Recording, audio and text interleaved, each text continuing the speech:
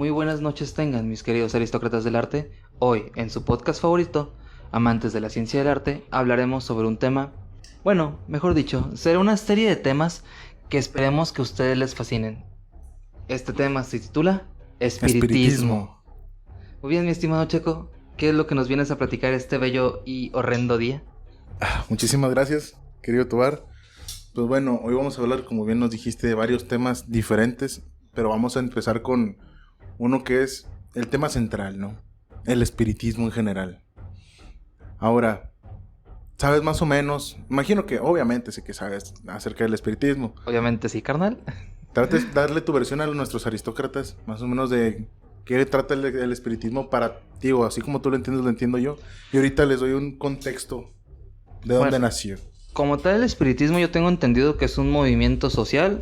Más o menos fue, o sea, donde más se popularizó fue en los 90, pero esto viene desde mucho más atrás, en el que consistía, vaya, en las típicas de sesiones de Ouija, charlar con fantasmas, la baraja, el tarot. O sea, el espiritismo es eso, es esa reunión, es ese grupo de gente que les gustan los temas paranormales y los exploran de una forma más didáctica, vamos a hablarlo así. Exactamente. Lo mismo pienso yo, exactamente yo. Cuando empecé la investigación para este capítulo, ya sabía un poco el entre de este tema por Austin TV, que tenemos pendiente el capítulo del Fontana Bella, que aquí se involucra bastante. Yo creo que fue un fuerte partidario de que el guión quedara, pues no largo, pero bien completo. Preparen palomitas y muchas cosas. Digo, es un video de 4 horas. A lo mejor sí va a ser un capítulo largo, ¿no? Ahora, vamos a entender el espiritismo desde sus raíces, así como lo empecé a investigar. No sé si te acuerdas de en aquel entonces que te platiqué el disco Fontana Bella, de que el perro del señor Mario Lupo se llamaba Kerdok. El Kerdok, sí. Que con un cambio de ahí de unas vocales en unos mensajes que mandan en un video se podía cambiar a Kardec. Luego eso lo hacían, tengo que hacer el guiño, ¿no? Porque de ahí lo saqué. De ahí lo sacaron por el nombre de se podría decir que es más maestro que científico. Uh-huh. Sí. Es más, ¿cómo se le dice a los maestros? Más bien es como un catedrático. Ándale. Como un catedrático del tema. El señor Allan Kardec es considerado el padre del espiritismo. Él sacó un libro de 430 y pelo de hojas, que me leí en 2 días, que se llama The Libro von Spirite, el libro de los espíritus. No sé en qué año fue publicado y sí, este señor es francés. Sí. Exactamente, entonces, ese libro, digamos que es la Biblia o es como que el dogma para los espiritistas. Exacto. De hecho, se le dice mucho como la doctrina espírita o la doctrina espiritista. Al momento de plantear su libro, exactamente en el prólogo, su libro, así como un libro de cualquier otra materia, a lo mejor de medicina o de otros temas, va por ediciones. La versión original ya es como que la más antigüita, esa casi no se usa. Y se fue actualizando conforme fueron los años con los siguientes, por así decirlo, alumnos de Alan. Entonces, obviamente, Allan Kardec no es un nombre legítimo, tiene otro nombre, que como él lo puso en su epílogo, lean su libro, vamos a respetar su nombre original y lo llamaremos Allan Kardec o Kardec. Como se llama, él postulaba más o menos esto. Decía que el espiritismo o la doctrina espírita o del espiritismo tienen por principios las relaciones del mundo material con los espíritus o seres del mundo invisible. Los adeptos del espiritismo serán espíritas o, si así prefieren, espiritistas. Así que, gente, a todo aquel que le guste este tipo de temas, que le rasque, que le investigue, bienvenidos sean espíritas. Aquí somos sus adeptos también igual que ustedes. Entonces, a raíz de esto es nada más de que todo lo que tenga que ver con el mundo de los espíritus o de lo invisible, que así lo nombraron en ese entonces, pues ya lo podemos poner como espiritismo, ¿no? O que pueden ser investigadores como espíritas. Me gusta más decirle espíritas a espiritistas, por así decirlo. Pues vendría siendo la versión traducida. Exactamente. Es la versión corta, se podría decir. Se me hace más profesional, en mi parecer. Ahora, quería meterme un poquito a qué son los fantasmas o a qué son los espíritus. Allan Kardec decía que daba varias teorías de lo que eran los espíritus porque ni él sabía bien a lo que se enfrentaba, porque al parecer él era de esta rama que muchos conocerán que se llaman los mediums. Él tenía muy poco poder como medium, se podría decir. Ahora, él para poder hacer su libro, el libro de los espíritus, se juntó con varios espiritistas que eran comprobados por él mismo. Él les hacía pruebas y si eran mediums de verdad, les hacía que participaran en los experimentos para hacer su libro. De ahí es de donde parte de que el libro, en una parte dice, este libro está creado por y para espiritistas, por los mismos espíritus. O sea, que los espíritus de ese entonces tuvieron colaboración en el libro. Ok.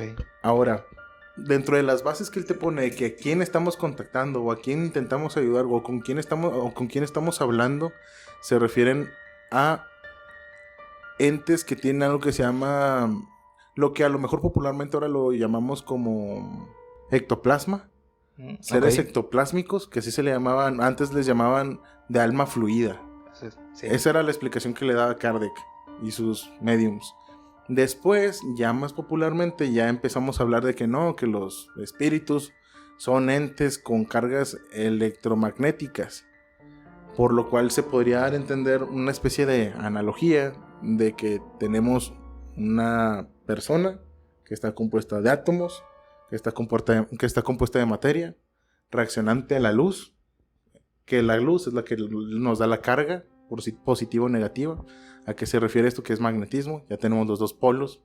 Entonces, tenemos todo esto igual a energía electromagnética. Sí, yo quiero aquí hacer un poquito de hincapié, mi estimado Chaco, porque es que verdaderamente si tú te pones a pensarlo de forma un poco más fría, un pensamiento más científico, es que no está tan alejado de la realidad. Al final de cuentas, el cuerpo humano funciona a base de ciertas energías, ciertos polos, exacto, ciertas cargas eléctricas. No nos vayamos tan lejos, simplemente en la clase de cardiología, cuando nos explicaban de la contracción cardíaca, cuando los canales de sodio y potasio se abrían y cerraban para ayudar en la contracción. Exacto. Yo siempre he tenido la teoría de que un espíritu es esa energía residual que deja el cuerpo. Le diste exactamente a la frase con la que terminó Kardec, que los fantasmas o estos entes son residuos de una energía electromagnética, al menos los espíritus. Aquí no nos vamos a centrar todavía en entes demoníacos o cosas por el estilo. Esos son otro estudio que ya va dentro de la demonología y tienen otras teorías. Le quise investigar un poco por el lado de la ciencia, por el lado de la física, por el lado de un poquito a lo mejor también de medicina y tanto de los elementos como química, para ver más o menos sobre qué teoría nos podemos ir científicamente para decir que existen o que están ahí o que son residuos de qué. Entonces, esta primera teoría que te acabo de proponer, pues lo que dijo Kardec, ¿no? Se mantiene hasta la fecha. Muchos de los mediums y de las personas que son parapsicólogos es con la teoría con la que trabajan, que lo vamos a ver cuáles son sus métodos, ¿no? Aquí estoy investigando mucho y di con una científica que se llama Lisa Rinaldi. Ella es una experta en física de partículas y es cosmóloga estadounidense. Entonces, viva las mujeres. Ella propone una teoría que sí está medio loca. Te voy a empezar a hablar ahora de materia oscura. Ok. Entonces, la materia oscura, entendámoslo como de que es lo contrario a lo que decía Kardec. No es materia que está... Es materia que está compuesta por átomos que tienen partículas claramente con carga, pero con carga contraria. Es como una carga oscura positiva, carga oscura negativa. Por ejemplo, lo contrario a una persona normal, que es materia normal. La única diferencia es que, vaya, sabemos y no sabemos a la vez de esa materia en muchos aspectos. La clásica de la física de partículas, las partículas de la materia normal están pegadas porque actúan con la luz. Reaccionan con la luz o interactúan con ella de cierta forma de que llegan a tener esta carga. Esta carga les da su vibración, les da la forma o la carga para unirse a otras y formar sistemas más complejos. Átomos, partículas, átomos, y luego ya estamos hablando de objetos, ya pueden formar a lo mejor una persona, un órgano, luego un brazo y luego una persona. Entonces, la materia oscura carece de ese tipo de atracciones. Imagínate que solo tienes un montón de átomos oscuros, ya que no interactúan con la luz, no tienen la carga que los une, y están ahí, no pueden formar aparatos o cuerpos complejos, se quedan en partículas simples. Ok. Elisa Grandal, o Greindal, ¿cómo se llama? Propone de que sí hay ciertos elementos que pueden tener esa carga oscura positiva, sin necesidad de interactuar con la luz. Esto que nos da la capacidad de que la materia oscura se una y pueda formar sistemas más complejos. ¿A qué me refiero? Vámonos de regreso a lo básico, ¿no? Para poder decir que una cosa está viva, que piensa, que interactúa con el entorno, debe tener propiedades físicas básicas, como a lo mejor la gravedad. Ok. Esta teoría es muy buena, pero se descarta por sí sola porque no toma en cuenta ese tipo de cosas básicas. Si fueran los entes o espíritus formados por energía oscura, simplemente serían cosas muy difíciles de tener. Y si están ahí, no interactuarían con la luz, serían invisibles obviamente, pero a la vez sí tendrían objeto con la gravedad, no flotarían, se hundirían hacia el centro de la Tierra. No a la misma velocidad que nosotros, porque son muchísimo más ligeros, pero no sería como los conocemos normalmente, ¿no? Aparte de eso, este tipo de electromagnetismo que tiene la materia oscura, al carecer de carga por no interactuar con la luz, pierden fuerza, se podría decir. Ok. Lisa lo que nos propone es que hay algo que ella le está llamando fuerza oscura. Y esa fuerza oscura es la que los está trayendo a la materia oscura. Sí, como los principios de las fuerzas naturales. Esa es su forma de decir de que es como una teoría en los agujeros negros. De que según esta fuerza oscura es la que hace que entre más materia oscura se junte, más compactas, más reales, mayor densidad. y más aumentan sus valores de masa, peso, gravedad, lo que ya le da un lugar en el espacio.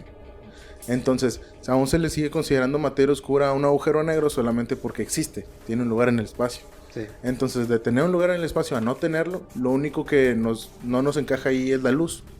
Pero ya nos estamos metiendo con el que nosotros somos los que actuamos por la luz. Nosotros medimos con la luz. Pero que no midamos con la luz no significa que esté mal. O que no sea materia. Entonces, esa es más o menos su teoría. Espero y me haya aclarado. Por eso que es medio lentezón. Espero y me haya aclarado.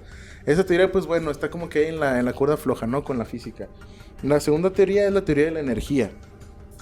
Aquí vamos a referirnos ya en la física, en la clásica, a decir de que, bueno, aquí vamos a manejarnos por partículas y vamos a meter el concepto de vibración.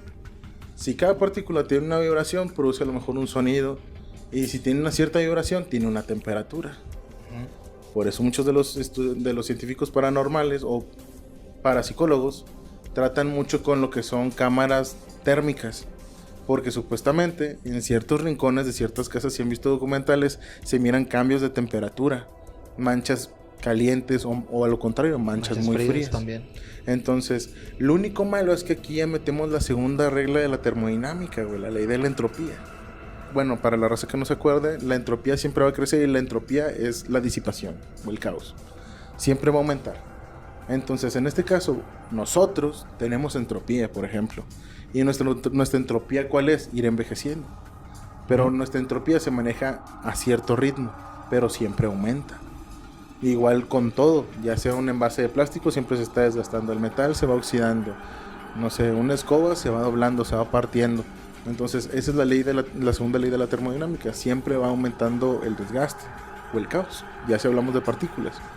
En el caso de los espíritus, si tuviéramos un espíritu que está compuesto por energía y al momento de estar compuesto por energía puede ser o mucho calor o mucho frío, pues vaya, no nos servirán más que un espíritu como un mini calentadorcito en un cuarto. Y luego imagínate este pedo de que, o sea, ¿cómo vas a tener esa energía concentrada en un lado si no hay nada que la genere? Nosotros tenemos entropía porque tenemos materia y nuestra materia es la que se desgasta. Como te decía, un metal tiene materia, es presente, es físico. Se desgasta, ¿por qué? Por sus propios iones de sus partículas de átomos de hierro. Ok, pero también hay que tener en cuenta, Checo, que en sí los cambios de temperatura son generados por la vibración de las moléculas, generando fricción entre ellas, generando por lo menos una vibración entre ellas. Aquí podemos entrar en lo que son las teorías de las apariciones de crisis. Ahí te va. No sé si vas a hablar de ello más adelante. Puede ser, las quiero meter un poquito más adelantito, pero para que cheques, vamos a hablar de esas. ¿Cuáles son las apariciones de crisis, mi querido Tobar? Bueno, están clasificadas como aquellas, voy a redundar un poco, aquellas apariciones, aquellas observaciones de personas, diagonal, entidades, Ajá. que te llega en un segundo y te quieren como que alertar de algo o como que es el último mensaje que te quiere dejar alguien antes de morir. Ujú. También las apariciones de crisis o también las conocí también de otra forma como ecos de muerte, No, que también. son digamos en una casa o en lugares donde hayan ocurrido asesinatos o ciertas situaciones que hayan generado una carga energética tan grande. Tipo muertes violentas y eso. Ándale, Imagino. o digamos, vamos a ponerlo así, Un quirófano. suicidio. Ándale, un quirófano. Alguien que haya muerto por un infarto, pero que lo trajeron y lo sacaron 6, 5 veces. O sea, Ajá. la energía que desprendió esa persona al momento, más aparte la interacción de la descarga eléctrica al momento de intentar reanimarlo, si era necesario utilizar el reanimador, simplemente qué tanta energía se habrá despedido ahí. Exactamente.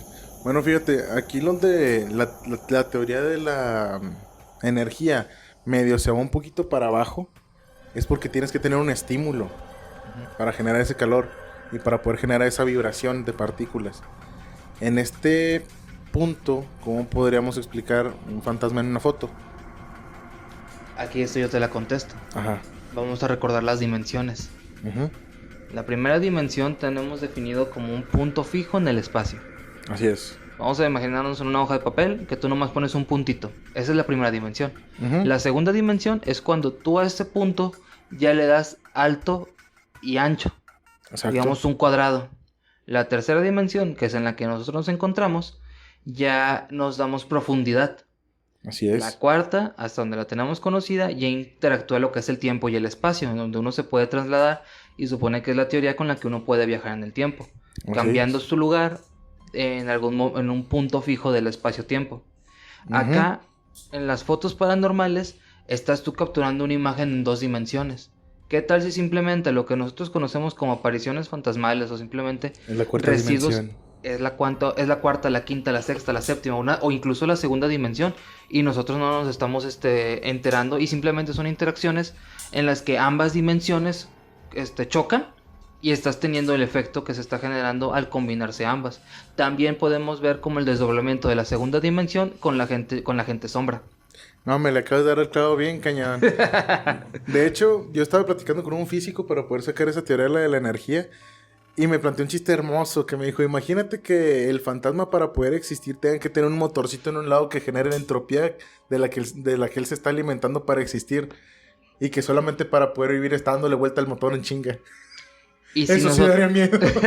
¿Y si nosotros somos ese motor?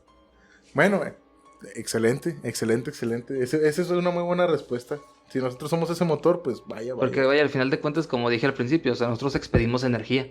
Exactamente. ¿Qué tal si lo que estamos viendo y lo que nos están acosando son estos fantasmas que están buscando nuestra energía? A esto me recuerda también mucho una película de terror, recomendadísima, por cierto, busquen Sí. la versión tailandesa, la de Shoot It, o Imágenes del Más Allá, así la Ok, pueden ok. también buscar, que trata de un chavo que es acosado por el espíritu de una chica. El chico es fotógrafo y de repente en las fotos que toma se va apareciendo una chica. Pero cada vez que va tomando las fotos va apareciendo más cerca y más cerca y más cerca. Y hasta que llega un punto en el que de repente las fotos llegan y lo opacan completamente la imagen de esta chica. O sea, ya lo que él está tomando es una forma secundaria y lo que se plasma en la imagen es esta entidad. Ya. Y para no Spoilerla tanto. para no spoilerla tanto, y un pequeño consejo, si sientes que de repente te duele mucho el cuello, la espalda, tal vez algo te está siguiendo. Y ese algo tal vez reaccione si tú te tomas una foto a espaldas tuyas, sin que tú la veas. Solo les dejo ese pequeño dato. Hermoso, claro que sí. Esa película está muy buena, güey. Muy, Sí. muy buena. Fíjate, yo llegué a la siguiente conclusión después de descartar un poquito la teoría de la energía, porque empecé a meter así a lo que tú dices, a ver un poquito de dimensiones. Y mi conclusión fue de que no es la materia, sino que nosotros somos las antenas que percibimos señales de espíritus o entes de una dimensión que aún no logramos explicar. Simplemente es que tratamos de medir nuestro entorno con lo que ya conocemos. Sí. Y nos atan a lo mejor ese tipo de conceptos, a lo cual a lo mejor nosotros somos sensibles más de lo que pensamos y no podemos explicarnos a nosotros mismos por qué sentimos eso. Entonces lo que hay que explicar no es qué es lo que está ahí, sino hay que explicar por qué nosotros sentimos eso. Porque lo estamos sintiendo. Exacto, entonces no tengo que explicarme por qué ese fantasma apareció ahí, sino tengo que explicarme por qué yo lo estoy viendo. Por qué yo lo estoy viendo. El detalle no está en el fantasma, el detalle está en ti, que eres sensible a eso. Entonces, yo no estoy aclarando más o menos cómo está este rollo de los fantasmas, de que ya somos nuestra antenita. Nosotros con cada... Eso es un muy buen ejemplo que nos lo puso acá el maestro Drac Spartan, de que nosotros somos una antena que tiene diferente radio de atención de frecuencias. Cada quien tiene esa antena más desarrollada, unos como una pila AA y otros como una pila de carro. En este caso me gustaría dar el ejemplo que los mediums son como esa pila de carro. Y una persona normal, a lo mejor como yo, soy una pila AA. Porque a mí nunca me ha pasado nada malo. Y eso que he querido y lo he buscado por mucho tiempo y nada. Es que nada. No, es que el problema es que tal vez ya te pasó algo, pero no te diste cuenta. Exacto. Mi antena es de un rango tan pequeño que saliendo 30 centímetros de mi piel ya no siento absolutamente nada. Soy un insensible. Y luego está el caso como yo, que ya me han pasado tanta pendejada. Véanse el capítulo de los sueños si quieren escuchar un poco de las anécdotas mías. Chéquense, si lo están viendo en YouTube, en la etiqueta de su esquina superior derecha. Ahí se los vamos a dejar. Igual al final, por si lo quieren repasar. Pero sí, es que... Vaya, es que al final de cuentas... Es que es algo peculiar. O sea, no todo nos pega, no todo nos pasa. Pero cuando te pasa... Exacto. La madre, bueno. O sea, ni cómo reaccionar. Exacto. Ahora, dentro de la investigación que me aventé, estoy investigando varios métodos, desde los más clásicos hasta los más exoticones, de cómo investigadores parapsicólogos o paranormales tratan de mantenerse en contacto. ¿Te topaste con las varitas de agua? No. Sí las vi, pero no. ¿Qué es eso? Dios mío. Pero bueno, esto es así lo conocido y que supuestamente se dice que es efectivo, ¿no? Ahora, aquí hay que separar dos tipos de personas, de investigadores paranormales. Los mediums como tal, los que sí tienen habilidades y su antena es del radio de 2 kilómetros. Ese tipo de personas no necesitan aparatos, más bien se concentran en habilidades y tienen más elementos o rituales que aparatos que les ayuden a comunicarse con este tipo de entes o espíritus. Y luego está la gente como, a lo mejor como yo, que le gusta investigarle, meterse, ver, pero que no es tan sensible a eso y necesita un aparato para saber si hay algo ahí o no. ¿No sé si me voy a entender? Sí. Excelente. Entonces, hermano, me gustaría empezar con el primero. Vamos a ir como que del más sencillo al más cabrón de los elementos que tenemos disponibles, la gente como yo que no siente ni madres. Número 1 tenemos el registro de energía electromagnética. El registro de energía electromagnética es un registro en papel, como si fuera un electrocardiograma. Uh-huh. Lo mismo que hacen los aparatos que son... ¿Cómo les diré? Los mismos aparatos que, por ejemplo, tienen leyendas legendarias, que es como un radio que va pitando dependiendo de dónde lo vayas poniendo. Es lo mismo, pero en papel. Luego ya están los registros de energía electromagnética, pero manuales, que literalmente son radios con una antenita equipados con luces para empezar a avisarte dónde hay más energía electromagnética, que es más o menos lo que te orienta, más o menos dónde está el fantasma, entre comillas, ¿no? Por ejemplo, si de repente tuviéramos aquí que el ratón de la computadora se empieza a mover solo y tuviéramos un apartito de esos, si lo acercáramos y está aumentando la actividad electromagnética de ahí, podríamos suponer que ahí hay algo que no debería estar ahí. ¿Ok? A eso es a lo que me refiero. Ese es el más básico de todos y es el que yo creo que es el más popular. No es por nada, me topé con aplicaciones de celular, güey. Ah, sí. Comparándolas junto con los aparatos de verdad. Y daban señales medio parecidas. O sea, es tan sencillo el aparato que lo puedes descargar. O sea, para que los sensores de tu celular funcionen como ese tipo de aparato. Y yo creo que si lo tienes en celular no es tan confiable, ¿va? Pero pues el aparatito yo creo que es el más confiable. El segundo está el método Estes. No sé si lo habías escuchado antes. Me suena, pues no ubico las siglas. El método Estes es y aquí, a lo mejor de aquí en adelante, vamos a tratar de que ya sea aumentar las señales electromagnéticas para nosotros entenderlas, o nosotros aumentar nuestros sentidos para entenderlas. Ah, ya. El método Estes trata que es un método de aislamiento sensorial. Sí. Te tienes que poner unos lentes tipo una bandita para dormir, unos audífonos de esos de los que tienen cancelación de sonido, y lo vas a conectar a algo que se le llama una caja de espíritus. Ese es otro objeto que se puede utilizar por aparte, pero en este caso lo vas a conectar a la caja de espíritus. Ahorita les decimos de qué es la caja de espíritus. La caja de espíritus capta las señales de radio o de radiofrecuencias cercanas en diferentes rangos de radio. Le puedes decir, ¿sabes qué? Cáptame todas las frecuencias de aquí alrededor en 2 metros. Y al ponerte tú los audífonos, lo único que vas a tener que estar atento es si llegas a percibir algo en los ojos, porque recordemos que los tienes vendados, o si escuchas palabras o frases. Este tipo de métodos se emplean con 2 investigadores. Uno utilizando los lentes, los antifaces y los audífonos, y otro apuntando a lo que el otro está diciendo. Así te puedas pasar, yo creo que una media hora, 1 hora con los audífonos y sin siquiera reconocer nada en el radio, así te quedas. Y tiene que ser de que a oscuras, con contexto, tipo de que para no espantar ese tipo de energías, porque la luz es energía, lo recordemos. Sí. Entonces, a oscuras, con ese tipo de métodos, y si yo empiezo a decir, no sé, hola, ¿cómo están? Dice el espíritu, tú lo vas apuntando, pero yo no te escucho a ti. Yo me sigo concentrando solamente en la grabación. Ese es el conocido método Estes, y creo que es de los más populares en Estados Unidos. Sí. Para ponerlos en contexto y para que se den una idea un poco más visual de lo que se refiere a mi compañero, en la película de Insidious, o también conocida como La Noche del Demonio, la primera, es el tipo de experimento que están haciendo los investigadores ya cuando están contactando para sacar el alma del niño. Que es cuando la investigadora, Elise, creo que se llamaba. Ajá. Esta señora, ella se pone como que una máscara a prueba de gas, y su escritor, el dibujante que se pone a un lado suyo, se pone unos audífonos conectados a la manguera de respiración para estar captando todo lo que ella dice. Exacto. Pero en el caso, esta señora era una medium, bueno, en la película. Y otra, que es la cámara sensorial, que también mencionó él, para aquellos que hayan visto Stranger Things, es en la máquina en la que metían a 11. Exacto, exactamente.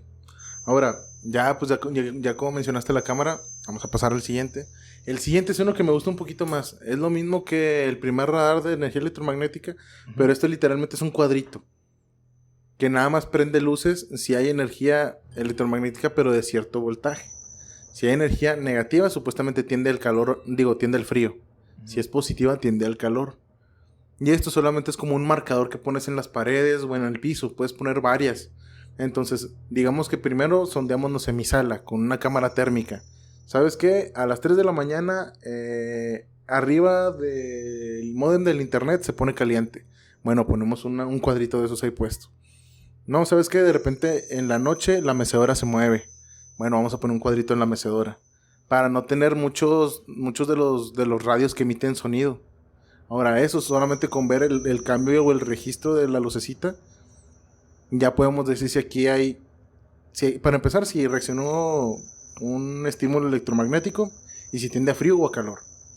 Y según las personas de los investigadores paranormales, supuestamente el frío tiende más a un ente tipo demoníaco. Un ente maligno, vamos a llamarlo maligno, y una temperatura caliente es más a un espíritu de una persona. Es como que un poquito ya más avanzado, ¿no?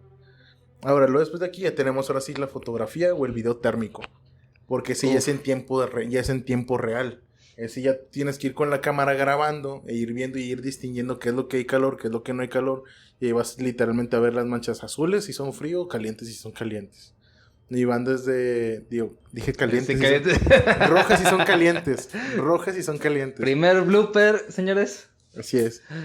No lo voy a quitar, Entonces, este tipo de tecnología ya empezamos a escalar tanto en la escala de lo complejo como de lo caro. Sí. Ese tipo de cámaras ya son muy caras. Y casi siempre son camaritas bien chiquitas con una definición bien pobre. Según yo tengo entendido que el equipo así disponible al público más HD de ese tipo de tecnologías cuesta miles de dólares. Sí. Así de que arriba de los $10,000, yo creo. Ya las demás son de calidad un poco más humilde, ¿no? Luego después de ahí ya tenemos la fotografía normal. La fotografía completamente normal. Esa ya no es de las más utilizadas porque llegaron las otras tecnologías que comenté. Pero la fotografía normal tiene que ser a fuerzas analizada por un medium o tiene que ser una persona normal tomándolas, pero con un medium interactuando con el medio. Eso ya es un trabajo en equipo. Si, por ejemplo, tú eres el medium, tú te metes a mi casa y yo voy atrás de ti tomando fotos. O si soy yo solo, tiene que ser un lugar donde ya haya pasado algo. O ya haya pasado el medium. Y si es el medium el que está tomando las fotos, ya ahí tienes todo el kit completo. Ya con eso va a ser más que suficiente. Y las fotos tienen que verlas a fuerzas un medium, interpretarlas un medium. Porque supuestamente, no sé, un ejemplo. Yo me acuerdo cuando estaba de vacaciones en Monclova con parientes de mi familia materna. Ujú. Y una de mis tías es enfermera. Y nos contó que ella con su celular le tomó fotos a unas compañeras que estaban literal posando para una foto. A lo mejor cumpleaños alguien, no sé. En eso pues la tomaron y se compartieron la foto entre ellas como comadres y todo. Y no pasó nada. Hasta que de repente alguien que como le entendía el medio, dijo, a ver, préstame la foto para verla. La vio y dijo, oye, como que se miró una sombra atrás, ¿no? Y todas las señoras fue como que, ¿qué? ¿Cómo? La veo. Entonces, en ese momento de que vieron una sombra atrás, fue como que nadie la vio. Si no nos hubieras dicho tú, nadie la ha visto. Entonces, puede que ustedes tengan fotos normales de bebés en una tina. Y que si las ve un medium, puede que salga algo ahí. O también, pues, que no tanto necesariamente que sea un medium, sino simplemente como que prestarle atención a los detalles más pequeños de la foto. Puede ser. Otros dicen que hay un tipo de fotografía que ya empezamos a hablar tipo cámaras Polaroid que involucran más con calor y eso, que es así, son variables si las interpreta un medium, porque supuestamente si las toca el calor de las manos de ellos o algo así, revelan espectros que no se verían normalmente, pero que están ahí. Pero eso ya es una variante de la fotografía normal, porque ya es una foto retro. Pero pues hacía falta pues comentarla, ¿no? Lo bueno es que lo subiste por ahí. Ahora de aquí ya sigue la más pasada de lanza. Esto sí es como para relajarnos un poquito. Esto se le llama el casco de Dios. Es un ¿Qué casco. Carlos Trejo, qué? Exactamente, entonces, este casco es un casco tipo como el de Magneto, que tiene unos sensores por fuera, imitando a los sensores de un electroencefalograma. Entonces, yo cuando vi este casco, Ok. reconocí los electrodos y dije, no puede ser que vaya por este rumbo. Y exactamente va por ese rumbo. Supuestamente el casco por dentro tiene una especie de receptores de metal, no como tornillos, sino topes de metal, que interactúan completamente con el cuero cabelludo de la persona, en este caso una persona normal, no medium, para pasar un voltaje por esos metales y tratar de aumentar la percepción de la persona que lo usa. Un ejemplo, no te va a volver un medium este casco, pero sí a lo mejor puede que hagas que escuches un poquito más, o que tengas el oído más sensible, el ojo un poquito más sensible, a lo mejor el olfato más sensible, que todo te lo potencia a lo mejor un 0.5 más. Tenía entendido que los alemanes hicieron algo parecido conectando cables pasacorriente directamente al cerebro y no terminó muy bien. Exactamente, por eso esto es más comercialón. Es así más, o sea, te digo, ya es la única forma o la última forma, ya es el método último para una persona que no es medium y que quiere investigar algo o quiere descubrir si es que hay algo en algún lugar. Eso sí era al menos nada más por el lado de los métodos de las personas normales. Los métodos que utilizan los mediums, que son los que vamos a hablar más adelante, sí son métodos, pero parecen más rituales, porque ellos no utilizan objetos como símbolos, pero la actividad la hacen ellos directamente. Ahora, estos son más potentes que el de las personas normales, obviamente. Tienen más sensibilidad que todo lo demás que acabamos de hablar. Y por ejemplo, la primera, no sé si la habéis escuchado, que se llama escritura automática. Sí. Ese tipo de métodos los utilizaba desde la primera edición de Kardec. Está en su libro. Sí, es entrar en trance y de repente, pues en lo que estás en trance, tu mano, se mueves de forma automática y empiezas a escribir cosas. Exacto. Lo que hacía, o como lo describe Kardec, es que número 1, tiene que ser un medium el que lo esté haciendo. 2, el medium tiene que creer que lo puede hacer. Número 1, tiene que entender que lo puede hacer. Tiene que decir, yo creo que sí puedo escribir. Número 2, ha habido muchas variantes, y hay muchas variantes que son hasta eso de charlatanes que ya has visto en el Facebook. No sé si has visto a lo mejor en vivos, yo lo he visto en vivos de TikTok, que aparece un lápiz colgado de una especie como de ángulo de madera, y que ese lápiz lo dejan en un papel, y que empiezan como que a rezar o a hacer un rito ahí, y el lápiz se empieza a mover arriba del papel, pero suspendido del cordón. Y supuestamente que esa es la escritura automática y No, ese no, tipo no existe. Amada, Ese con tipo un fue, medio. ese tipo fue un prototipo que hizo Kerdok cuando tuvo contacto con un medium muy poderoso en Francia.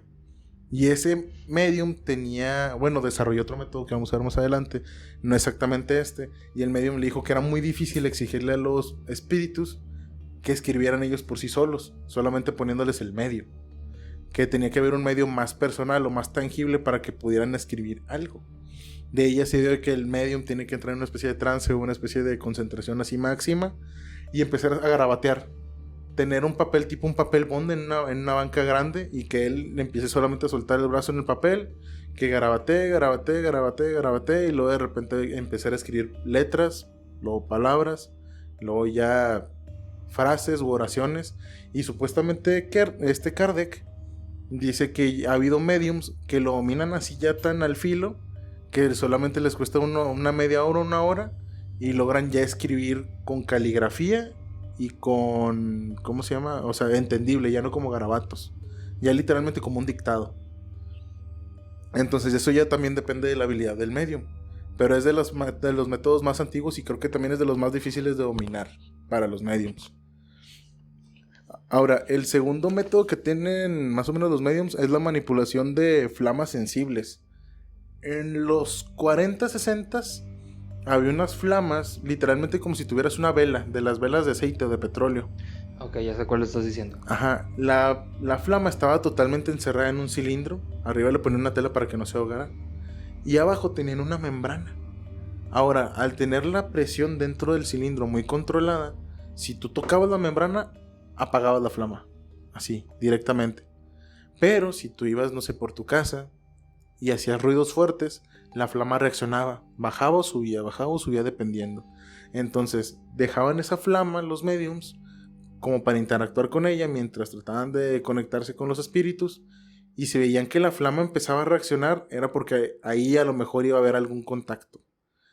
Y luego después se ancló con lo que te dije que creó el medium anterior que trabajó con Kardec, que era como que el más poderoso. Él logró establecer el contacto por sonidos. Se le llamó por interacción de golpes. El de un golpe sí, dos golpes no. Exacto. Y el hecho de nada más entrar a un espacio, ponerse como que en su concentración y empezar de que moriste aquí, y si escuchan un golpe porque se movió algo, es un sí. Si escuchan dos golpes, es un no. Entonces ese medium lograba hacer eso. Entonces no le funcionó lo de la escritura automática, pero sí lo del método de los golpes. Entonces es como que uno de los siguientes que puede lograr hacer un medium, y incluyendo la de la flama que te acabo de contar. Luego después está la cristalografía. Entonces es ponerse enfrente de un espejo, poner velas a los lados y empezar a verse en el espejo hasta que su rostro empiece a deformarse. Que, dato y paréntesis, yo lo hice, yo lo intenté ese experimento. No le hagas. Sí. Pero el problema es que sí te pasa, o sea, si tú ves tu cara, tú ves cómo se va deformando. Pero siento yo más que nada que es como un estilo reflejo o ya distorsión de tu vista. Eso es en nosotros, güey. Por estar viéndolo tanto tiempo. Fíjate, eso en una persona se parece que normal. Ahora chécate, ellos no nada más consistían en eso. Ese era el primer step dentro del ritual, se podría decir. Cuando ellos se volteaban a ver y decían que su cara se deformaba, era porque iban bien. Ya después tu cara se empieza a reaccionar por sí misma. No, se borra. Por eso te digo que esto lo tiene que hacer un medium. Conmigo empezó a reaccionar sola. Ay, güey. A lo mejor no era el ritual. Ok, a lo mejor era otra cosa. Es que era... Vayan, pues en su momento... Cuéntale. Cuando yo yo me metí muy duro a checar todo ese tipo de cosas. Rituales, espiritismo, todo ese tipo de cosas. Y yo en una ocasión que estaba solo en mi casa, me puse lo que fue enfrente del espejo de un baño. Y me quedé viéndole. O sea, nomás tenía la luz prendida del baño, pues nomás estaba lloviendo. Y es más, no es cierto, era de día, había llegado de la escuela. O sea, eso todavía lo hice de día. Y de repente yo nomás vi como de mi cara, o sea, lo que es no traía los lentes puestos, yo utilizo lentes. De repente yo nomás vi como mis ojos empezaron como que a alargar. O sea, estaban haciéndose hacia abajo. Mi nariz de repente nomás estaba como que cayendo. Y yo de tener una expresión seria, de repente nomás empezaba a sonreír. a sonreír así como una sonrisa estilo del Guasón. Y en eso nada más, o sea, yo me le quedé, ya estaba espantado y de repente nomás yo vi que mi rostro se volteaba para un lado y como que veía hacia la esquina, hacia el perfil del espejo. Y de ahí me cagué, güey, nomás. Cerré los ojos, me volteé hacia abajo, me eché agua y volví a ver y ya estaba normal. Pero no sé si fue un lapsus de trance propio que yo me autogeneré. Así es. O si ya fue otra cosa, pero, o sea... Puede ser, porque fíjate que la cristalografía en los mediums no la tratan para verse a ellos, sino tratan de ver un espíritu o ya directamente el rostro de una persona poseída por un ente. Por ejemplo, ¿te acuerdas de la película de Constantine? Sí. Cuando le puso un espejo enfrente a una poseída y se reflejaba el demonio. Es que ya ves que también los espejos son portales para otras dimensiones. Entonces, este método es uno de los más temidos por los mediums. Porque cuando tratan de llevar a una persona, entre comillas, poseída, el hecho de aplicar la cristalografía tiene que ser en la casa de la persona pues, poseída, ¿no?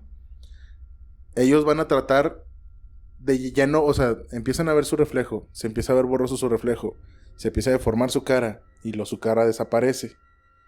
En ese momento van a empezar a literalmente ver muchos espíritus en el espejo. Como si estuviéramos viendo del otro lado del portal. Sí. Y va a tener que empezar a buscar al poseído.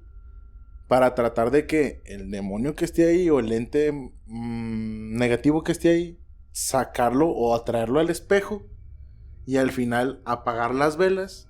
Y literalmente como es un método como de desfumarlo.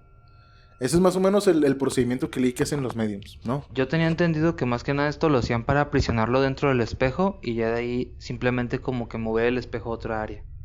O sea, yo tenía entendido que se hacía ese tipo de rituales para justamente encerrarlos en los espejos, para que estas entidades de un bajo astral se quedaran ellos atrapados en esa dimensión. Pues sí. Que vaya, yo aquí me voy a desviar un poquito del tema, pero por ejemplo, por algo existe el texto apócrifo de Alicia en el País de los Espejos. Ya. No sé si has llegado a escuchar de él. ¿No es de las maravillas? Es que es Alicia en el País de las Maravillas. La continuación es Alicia en el País de los Relojes.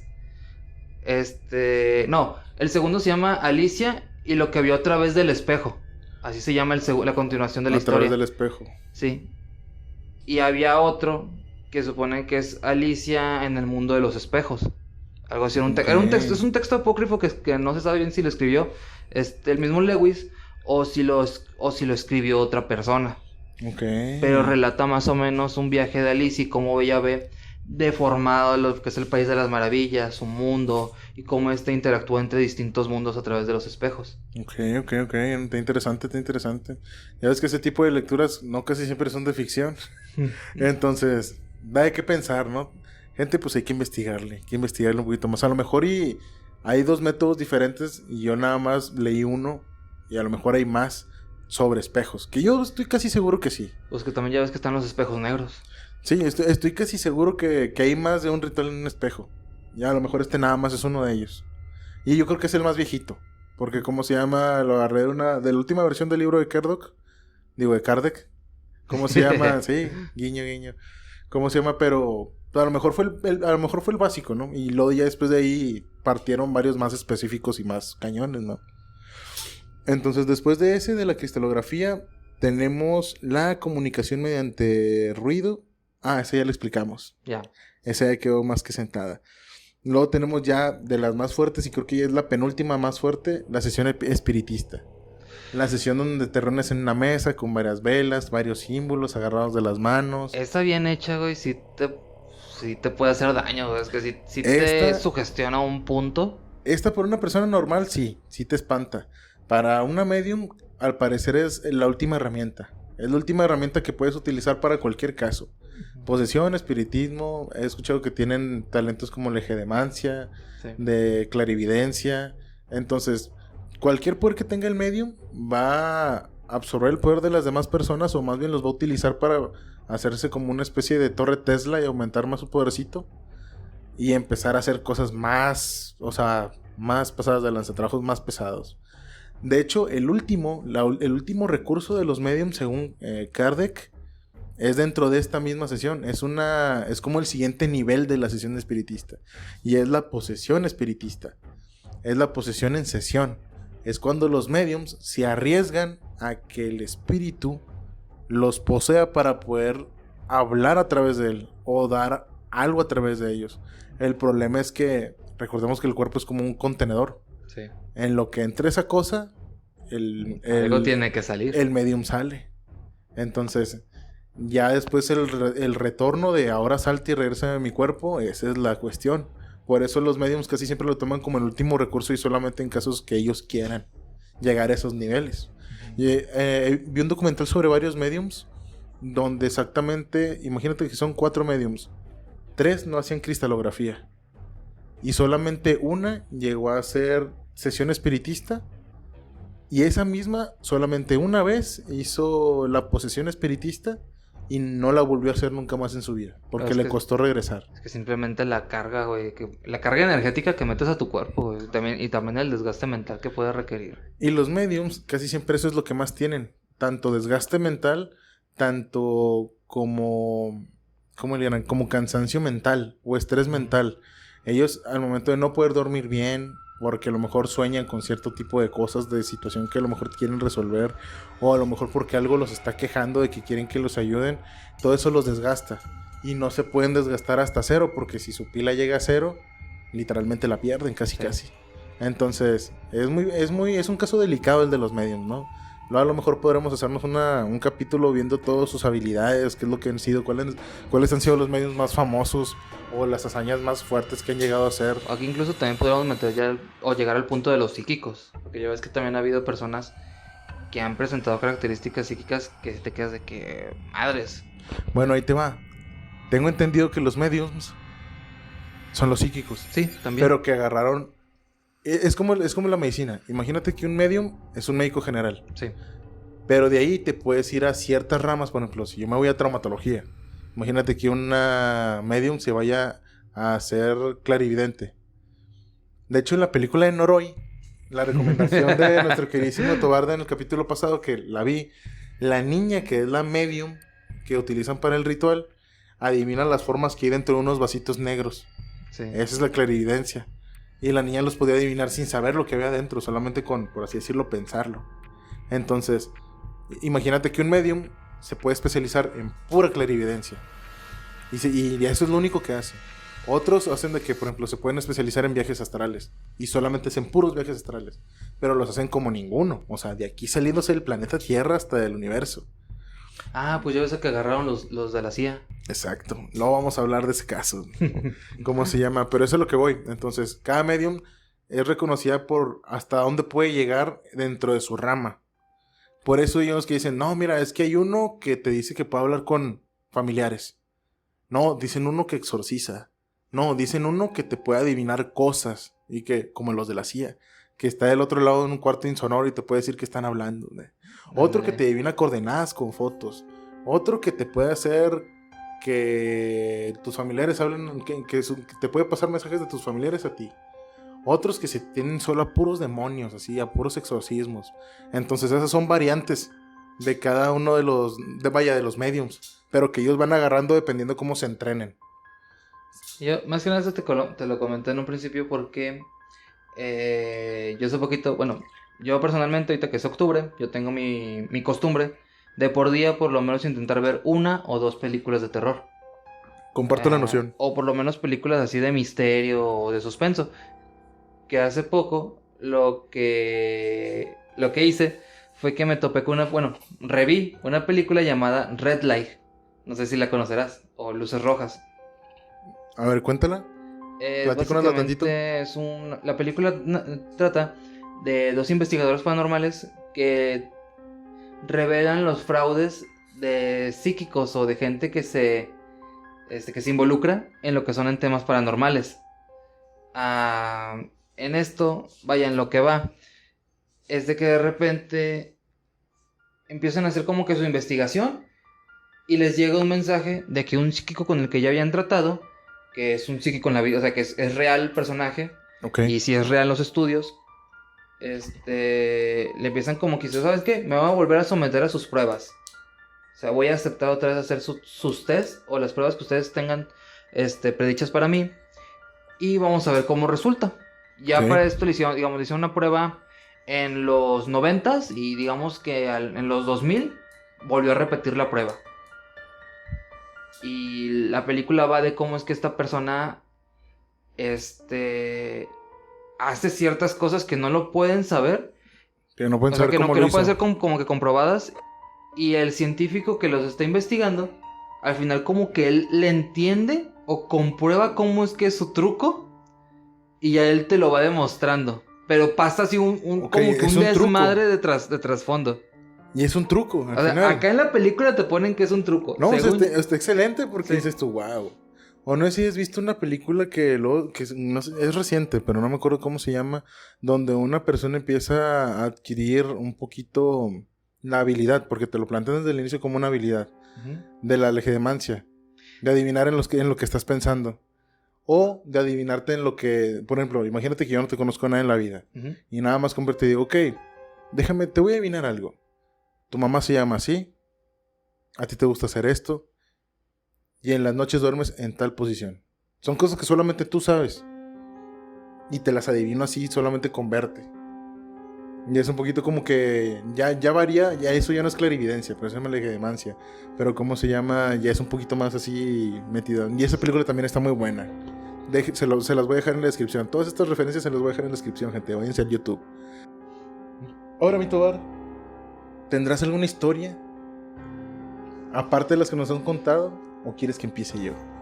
Si quieres, empieza tú para darle calor. En lo que yo más o menos agarro el hilo de a ver qué historia te puedo contar. Bien.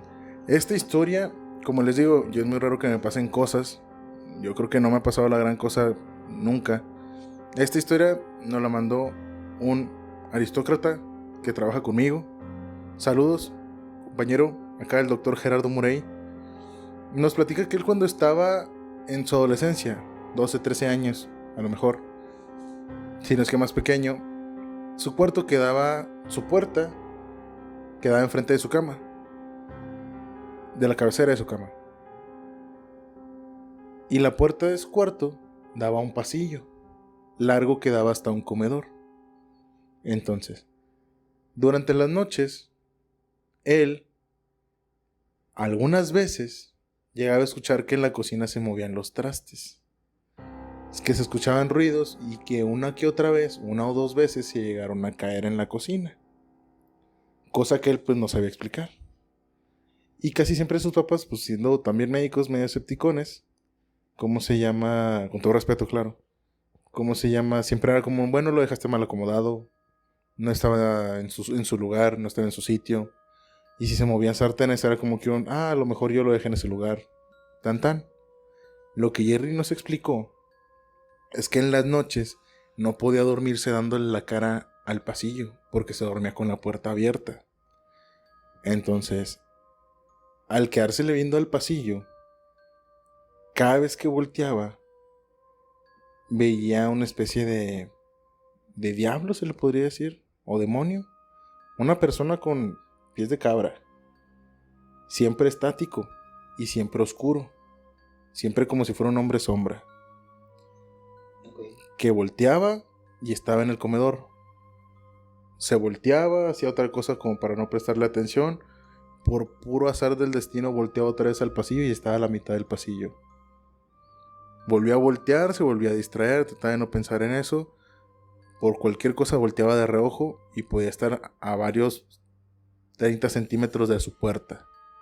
Volvió a voltear, ya no veía nada. Y así sucesivamente toda la noche. Durante un par de años. Hasta que se cambiaron de casa, tengo entendido. Entonces es una historia que me contó mi compañero, que se las comparto. Un saludo. Y si es algo que da como que de qué pensar. Tiempo después me platicó que esto pasó en casa de sus abuelos. Que en la casa de sus abuelos, él me contó que su abuelita quedó en silla de ruedas por enfermedad. Entonces él siempre veía a su abuelito y a su abuelita, tanto en fotos como a veces en la vida real. Siempre la abuelita enfrente en la silla de ruedas y su abuelito atrás agarrando la silla, ¿no? Que ahí siempre salen así en fotos. Ya muchísimo tiempo después, tengo entendido, creo yo que me platicó mi compañero que sus abuelitos fallecieron en paz descanse cuando él tendría como unos 8 años, 9 años. Él de niño, estando en la casa de sus abuelitos, estaba en la casa de su abuelito sí tenía 2 pasillos, vaya, largos, que sí eran pasillos. No eran nada más pasajes, era un pasillo como tal. Dice que en lo que él andaba de que caminando de un cuarto a otro, caminando por un pasillo, había otro pasillo que llegaba como un living room, al cuarto de la tele, donde hay sillones. Entonces en eso, atrás había como un comedor donde ya estaba tan acostumbrado quitar la silla de ese lado de la mesa, porque ahí entraba la silla de ruedas de su abuela. Entonces, pues ahí no había silla. En eso él va pasando por el pasillo, voltea y se afigura ver la sombra de sus abuelos, de ver la silla encajada en la mesa y su abuelo detrás. Para lo cual no le tomó mucha atención, solamente volteó y ya no vio nada. Pero fueron así varias cositas que le pasaron a mi compañero que fue como que ok, no supe qué pasó, pero vi esto, ¿no? Eso sería más o menos un contexto ya entrando en historias por lo del espiritismo, ¿no? Acá ahorita visto que me recordara de una historia que me platicó un primo ya hace un par de años. Haz de cuenta que él me comentaba que es un primo que practicaba en la rondalla. Él estaba en la parte, una rondalla externa a donde él estudiaba. Se iban y se juntaban en una casa en el centro de Torreón. Aquí la cuestión es de que en esa casa nomás les permitían estar, o como que nomás estaban en ciertos cuartos, no les permitían pasar, digamos, al patio. A veces los dejaban pasar, pero porque en el patio guardaban las sillas, o ahí como que cerca del patio guardaban ciertos instrumentos que dejaban ahí dueños del mismo profesor. Y ya, pues ellos por general llegaban temprano. Bueno, este primo llegaba por general, que llegaba más temprano. Y que de repente cuando están por entrar, sale su docente, blanco, y dicen, ¿saben qué? Acaba de pasar esto. Y que así, se acaban de mover las sillas, se acaban de escuchar esto. Ya, pues ellos como que dicen, no, tal vez algo que se imaginó. Entran. Y que efectivamente cuando ya van pasando hacia el patio, empiezan a escuchar ruidos de sillas moviéndose, cosas que se van pues poniendo, o sea, como que si estuvieses arrastrando algo. Entran al cuarto y efectivamente están todas las sillas amontonadas en una esquina, las guitarras puestas en otra, y todo así arrumbado, como si lo hubiesen aventado hacia una esquina. Entonces, esto mi primo me lo cuenta, y mi primo no es alguien que se aviente choro. O sea, Entiendo, él entiendo. es una persona... También fue una vivencia. Sí, o sea, y vaya, o sea, él no es como yo, vaya, que le gusten ese tipo de experiencias, de temas. Y que él me llegue y me diga de que, ¿sabes qué? Es que me pasó esto, esto y esto. Es porque le pasó. O sea, honestamente exacto. No es algo como que... Con lo que él se vaya a inventar. Exactamente, vaya. Exactamente. Estas historias están poniendo buenas. Déjame te cuento otra. También la tuve que investigar. Todo este tipo de historias, si no me las contaron directamente, me las llegué a enterar por gente. O sea, no directamente de las personas, sino que ellos conocían o eran parientes de estas personas. Me topé con otra historia donde era una familia que nada más era la mamá, una hija y el papá. ¿Sí? Familia simple. En una casita como la mía, sencilla, 2 cuartos, un baño, sala, comedor, cocina. ¿Ok? Lo que sí tenían es que su casa daba muy cerca del monte, estaba pegada al monte. Vaya, estaban también como que a las orillas de su rancho. Y en la parte de enfrente de su casa tenían un árbol ya muy grande. No sé qué tipo de árbol sería, pero ya sería un árbol ya bastante grande y ha crecido. Entonces la familia, pues vaya, con sus ahorros dijeron, ¿sabes qué? Hay que quitar el árbol desde las raíces porque va a venir tomando la casa en cierto punto. Mandan unas personas a que lo desentierren todo el árbol con todo y raíz. Y en las raíces las personas, los trabajadores que estaban ahí, llegaron a un punto de dijeron de que, oiga, no podemos tirar las raíces. Y luego, ¿por qué, señor? Es que creo que encontramos un esqueleto. Y él les dijo, ¿cómo? Sí, venga. Y había un esqueletito del tamaño a lo mejor de un bebé, un recién nacido. Chiquitito. Apenas tenía los huesitos, o sea, se había esfumado todo el cartílago, eran nada más los puros huesos. Y lo reconocieron más por el cráneo. Y dijeron, no, ¿sabes qué? Pues yo no sé qué onda. Esta casa yo la compré, pues vaya, era Infonavit, ya hecha. El árbol ya estaba plantado y solamente creció. ¿Sabes qué? Tíralas. No me importa. Tiran las raíces. Y cierto día la mamá y la hija tuvieron una pelea muy fuerte, ¿no? Se hicieron de palabras y gritaron y cosas así. El papá no estaba, se fue a trabajar turno extra. Y luego ya de cuenta que cada quien se fue a su cuarto, ¿no? La niña a uno, la mamá a otro. Como aquí en mi casa. Entonces la mamá en la noche dice, no, mira, ¿sabes qué? A lo mejor sí me pasé con mi hija. No lo voy a dejar así. Voy a ir a hablar con ella. Yo creo que es momento para no dejar más tiempo, ¿no? Sale de su cuarto, abre el cuarto de la niña, la ve de frente y se le queda viendo. Y la niña también estaba acostada en su cama volteando a ver a la puerta. Y la mamá solamente se pausó y le dijo, párate y ven a mi cuarto. Y la niña le dijo, no. Le dijo, párate y vente a mi cuarto, no te estoy preguntando. Y lo, ahorita, ya, párate y ven a mi cuarto, ya. Se para la niña, la mamá la saca del cuarto, cierra la puerta, se dan la vuelta, se meten al cuarto y dice, perdóname por hablarte así. No quería hablarte así, de hecho me iba a disculpar, pero tenías un bebé durmiendo en un lado tuyo. Vergas, güey. Como que, wow.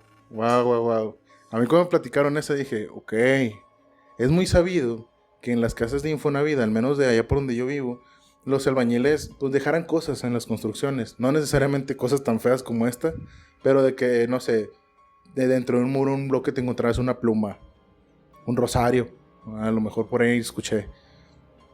Y casi siempre pasaban cosas relacionadas con los objetos que se quedaran en las construcciones.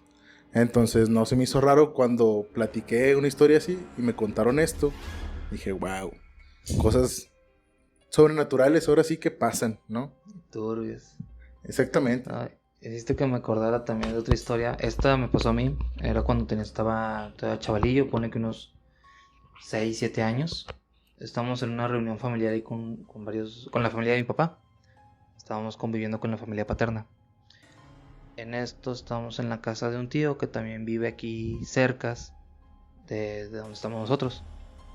Lo que pasó es de que pues, yo me fui con mis hermanos y estábamos en la parte de arriba de la casa donde había una tele, pues ahí andábamos viéndola, en lo que pues, los demás estaban, ahora sí que pues, mis tíos andaban conviviendo entre ellos y mis papás y mis abuelos y pues los niños o pues los más jóvenes estábamos en la parte de arriba, estaban haciendo una carne asada y en eso pues ya ellos bajan y yo me quedo ahí solo viendo la tele. Dije, no, pues ahorita yo bajo en un rato, quiero terminar de ver el programa. Lo que pasa es que de repente, cuando yo estaba viendo la tele, ya que cuando me quedé solo, veo que empieza a salir como que una mano negra de un lado de la tele. Estoy hablando que eran teles de las de perilla, de las viejas. De los de cajón. Sí. Esas que pesan un chingo. Y es de que de repente veo como que algo se empieza a estirar a un lado de la tele. Y sale una sombra a la que yo asocio como un niño. Yo le digo, no, es que es un niño, es que es un niño.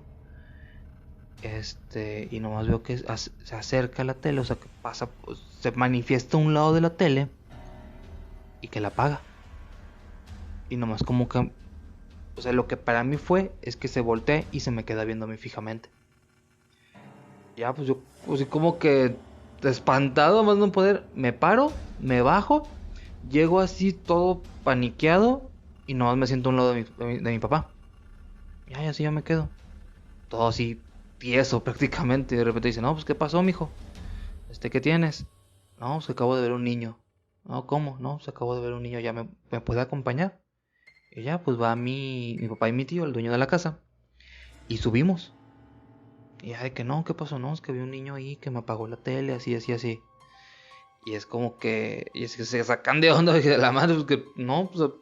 No, seguro que no fue un primo. No, es que yo estaba solo, es que ellos se bajaron. Y sí, o sea, preguntaron y sí, todos estaban abajo. Ya, pues dijo, no, mira, pues no pasa nada, tú así ya déjalo, mira, así que ya vente con nosotros, ya, me bajo y pues ya me sirven de comer y pues ahí me quedo. No, perfecto. Ya Pero pasó la sí, fue situación. como que a la madre. Sí, sí O te sea, resiente, sí, sí te resiente ese tipo sí, de cosas. el susto, Está ahí. ahí me lo quitó. Exactamente. Ahora, quisiera pasar al tema de los críptidos, mi querido Toar. Para la gente que no sepa qué es un críptido es un animal fantástico hasta cierto punto, pero también tiene su lugar geográfico dentro de a lo mejor la república o del mundo, ¿no? Por ejemplo, la historia que te quería contar es acerca de los nahuales. Este tipo de magos naturales que tienen este sentido como de transmutación, que se pueden transformar en animales o personas. Esta historia me la platicó allá hace mucho tiempo, yo creo que unos 2 años, una señora que vive en un rancho de aquí de Gómez, propiamente de Venecia. Gente a lo mejor de aquí de Gómez Palacio podrá entender más o menos qué es. Es casi, en ese entonces era un ejido. Me platicó esta historia desde hace mucho tiempo. Se decía que en ese pueblo había un nahual. Toda la gente no es que le tuviera miedo porque vivía con eso día a día. O sea, la gente de ese tipo de ejidos, mis respetos porque se topan cada cosa y aprenden a vivir con ello. Entonces, da el caso que era la feria o vaya cumpleaños el rancho y les hacen un baile. En el baile pues es normal que empiecen a tomar y que a lo mejor haya peleas de todo, ¿no? Bailes de rancho. En eso imagínate que esta familia fueron unos tíos que no eran de ese rancho y les dijeron toda la familia como que si se ponen pedos avisen para que alguien los acompañe hasta la casa.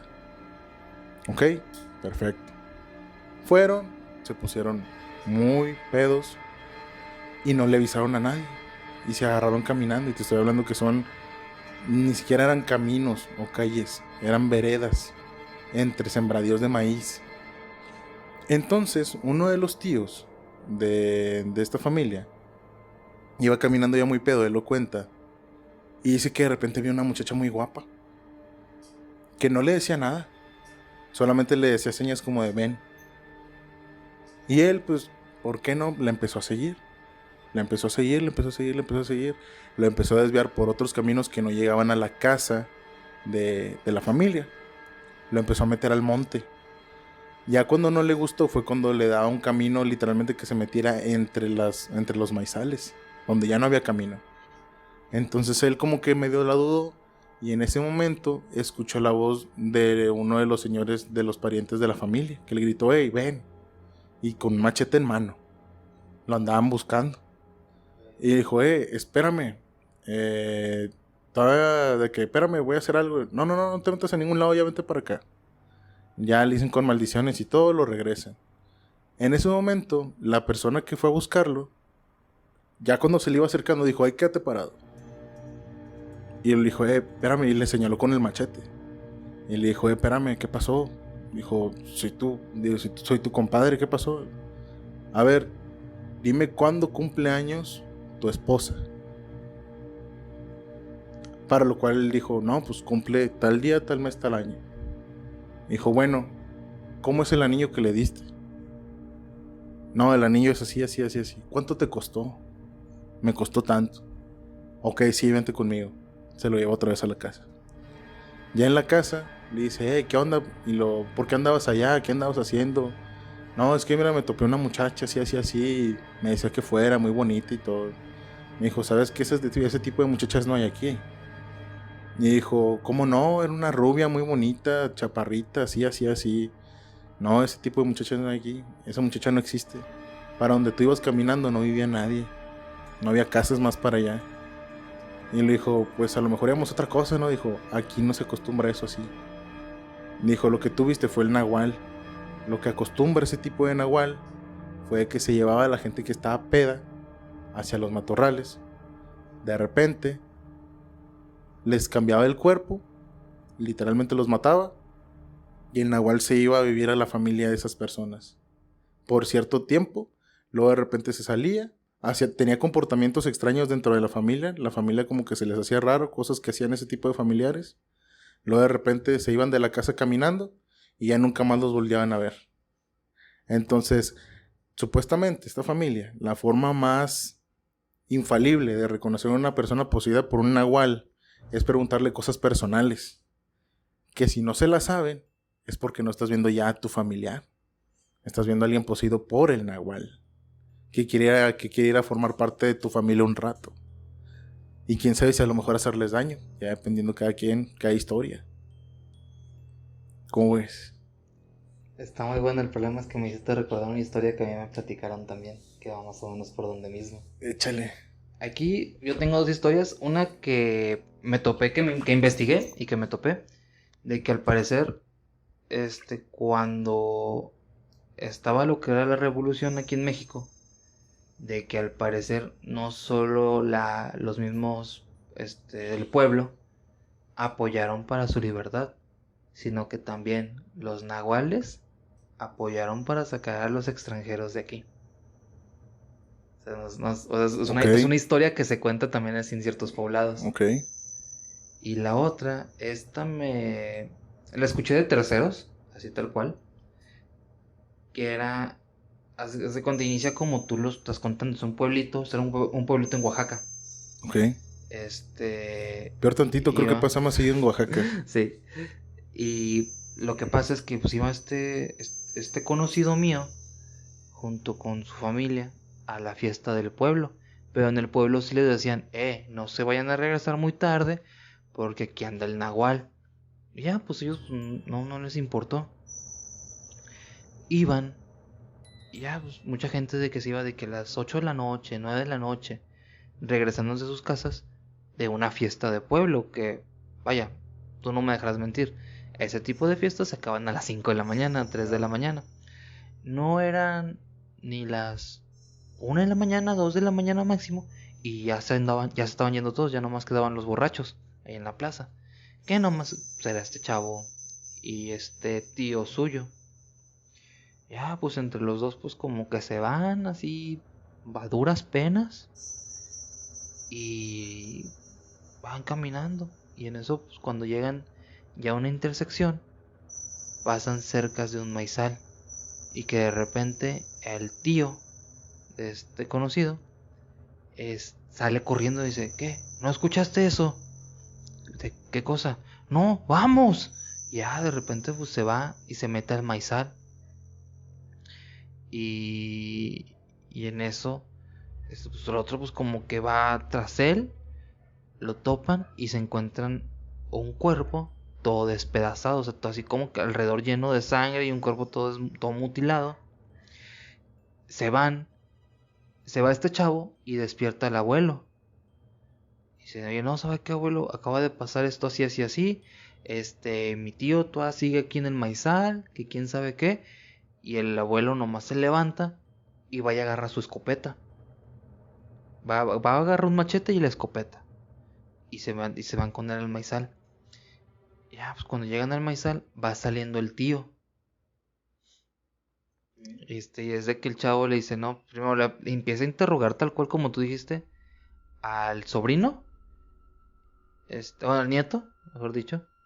Y ya, pues le contesta y luego ya pues agarra al tío apuntándole con la escopeta y le empieza a decir, no, pues, ¿tú quién eres? ¿Cómo te llamas? No, pues soy fulano de tal, así, así, así. Ok, ¿cuándo cumple años tu madre? No, pues tal día, tal fecha, tal año. Ok, a ver, ¿y tus hijos cómo se llaman? ¿Y quién nació primero? Y así lo empezó a interrogar. Y hasta como que medio vio de que, ok, ya dice este chavo de que no, sabes que tú vete ya a la casa. Él comenta que él agarra al tío y se meten al maizal, los dos. Ya cuando regresan, ya más noche, les empieza a explicar el abuelo a estos dos de que no, es que aquí nadie sale de noche, porque está el nahual y él lo que hace es que te engaña, te mata y se mete a tu casa a robar las cosas y de ahí se va. Ya. Eso es lo que él comentaba. Exactamente. Pero o sea, está O sea, está muy Está bien curioso tétrica. que, vaya, güey, tú cuentas esta historia que a ti te dijeron Ajá, y es muy parecida, o si no es que la misma historia, o sea, prácticamente que a mí me contaron. exactamente. Es algo que Algo muy... no te la... No tiene variante. No tiene te la tanta acabas, variante. güey. Ujú. Fíjense, gente, eso fue por el lado de los nahuales.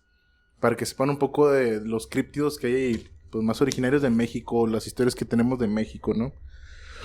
Luego tenemos de los aluches o duendes. Ah, estas criaturas, como ponen gorro. Son un poquito más divertidas. No, uno no corre peligro inminente como tal con ellos.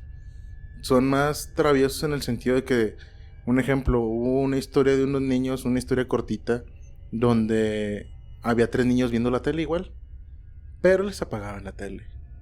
Ellos la encendían, ellos tenían el control de la tele. Ellos encendían la tele, luego de repente escuchaban risitas, y luego de repente les apagaban la tele, la volvían a encender, y luego un momento donde dijeron, ok, así vamos a dejar la tele. En eso escuchaban más risas, y de repente literal les desconectaban la tele, y escuchaban más fuertes las risitas, y ya salían corriendo. Ahora, hay historias donde los duendes roban joyas, cosas brillantes, y se alimentan de galletas, a veces de cerveza, cosas con alcohol, vinos y tabaco. Te voy a contar una historia ahora sí personal. Yo y mi hermano ahí en Rosita nos quedamos solos a dormir en una casa que tenemos en una colonia que se llama Maseca. La colonia más alejada de Rosita. ¿Sí? Tuvieron que limpiar ese pedazo para construir casas. Y tenía la fama de que ese pedazo que limpiaron salieran cosas de brujería y cosas así. Trabajos, ¿no? Entonces, yo y mi hermano, pues vaya, fumamos. Normal que tengamos cajas de cigarros. Y casi siempre tenemos él la suya y yo la mía. Fumamos cigarros diferentes. Tocaba, dado caso, que ciertas noches que estábamos nosotros dos casi siempre conviviendo frente a la tele, viendo alguna película, viendo alguna serie, haciendo algo juntos. Y ya cada quien se iba a acostar a su cama, cada quien a su cuarto. Y en la mañana nos despertábamos y de repente mi hermano me va diciendo, a lo mejor en una de tantas ocasiones, dijo, güey, ¿me agarraste cigarros? Y yo le dije, no, si se los agarro te los pido, o sea, que me des uno. Pero ayer cuando tú te fuiste a dormir, yo también me fui a dormir. Y se acabó. Y él dice, a mí me faltan cigarros. Alguien que fuma se da cuenta cuánto se fuma y cuánto le dura una caja. Él decía que, güey, me faltan fácil unos 3, 4 cigarros. Y yo le dije, no, mira, aquí está la mía. Abro mi caja. Y si yo le calculaba 10 cigarros, tenía 4. Así de la nada. Esa casa es de un tío nuestro. Un tío ya muy, muy viejo, que era zapatero. Entonces, en una reunión familiar, él vino hasta Rosita y le comenté el caso. Le dije, oiga, tío, él también fumaba. Y fuma, creo. Le dije, ¿le ofrezco un cigarro? No, claro que sí, mijo. Y le dije, oiga, tío, ahí en la casa, ¿sabe por qué de repente me despierto y me faltan cigarros? ¿No le pasaba algo así a usted? Y me dijo, nah, hombre, sí, pero no hacen nada. Y yo, ¿quiénes no hacen nada? No hacen nada. Dijo, ¿no les han apagado una tele? Y le dije, no. Pero lo que sí nos llegó a pasar es que amaneció la tele desconectada. Ah, qué pinche mierda. Entonces, pero yo lo tomé como está desconectada, la volví a conectar y se acabó. No, o sea, no dije nada a nadie ni nada. Y ese tío dijo, no hacen nada. Se me hace raro, yo pensé que ya no estaban ahí. Y yo, ok. Eso solamente nos pasaba en esa casa. Como más conocido, yo he sido foráneo aquí durante 7 años. Aquí yo creo que nunca me llegó a pasar. Y solo una vez, regresando de allá, de Rosita, de regreso aquí a Gómez, al día siguiente, después de echarnos unas cheves, nos pasó lo mismo a mí y a mi hermano. Y no era de que, te lo debiste haber fumado en la noche, cosas por el estilo. No, era de que yo dije, bueno, ahí se me quedaron fácil la mitad de la caja. Y amanezco y 3 cigarros. 6 cigarros. Y mi hermano se los organiza de una manera mejor. Y él sí literalmente sabe cuántos tiene. Y se le dijo, güey, me hacen exactamente falta 5 cigarros. Y decía, güey, a mí también me faltan.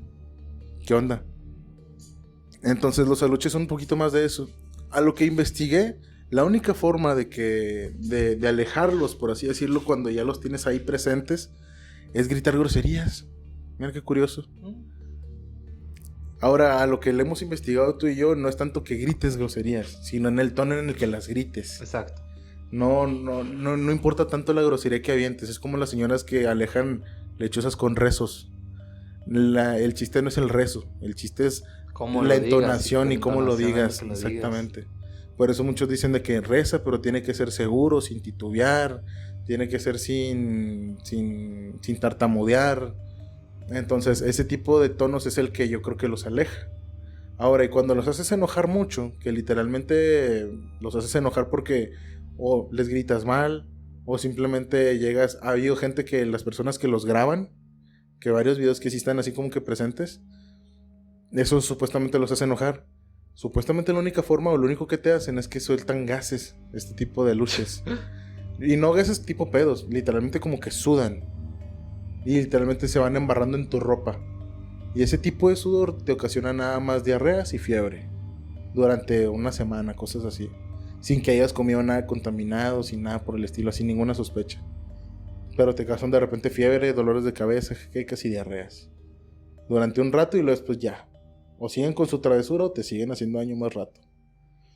Pero esa es como que otra historia ahí con los aluches, más o menos. Yo no lo quería admitir, pero lo admito. Yo pienso que a lo mejor en esa casa hay duendecillos. O había. Y últimamente, créeme que las últimas veces no me ha pasado. Fíjate que yo experiencias así con duendes, personalmente yo no he tenido. Tampoco me he topado así como que gente que me platique algo como lo que te pasó a ti.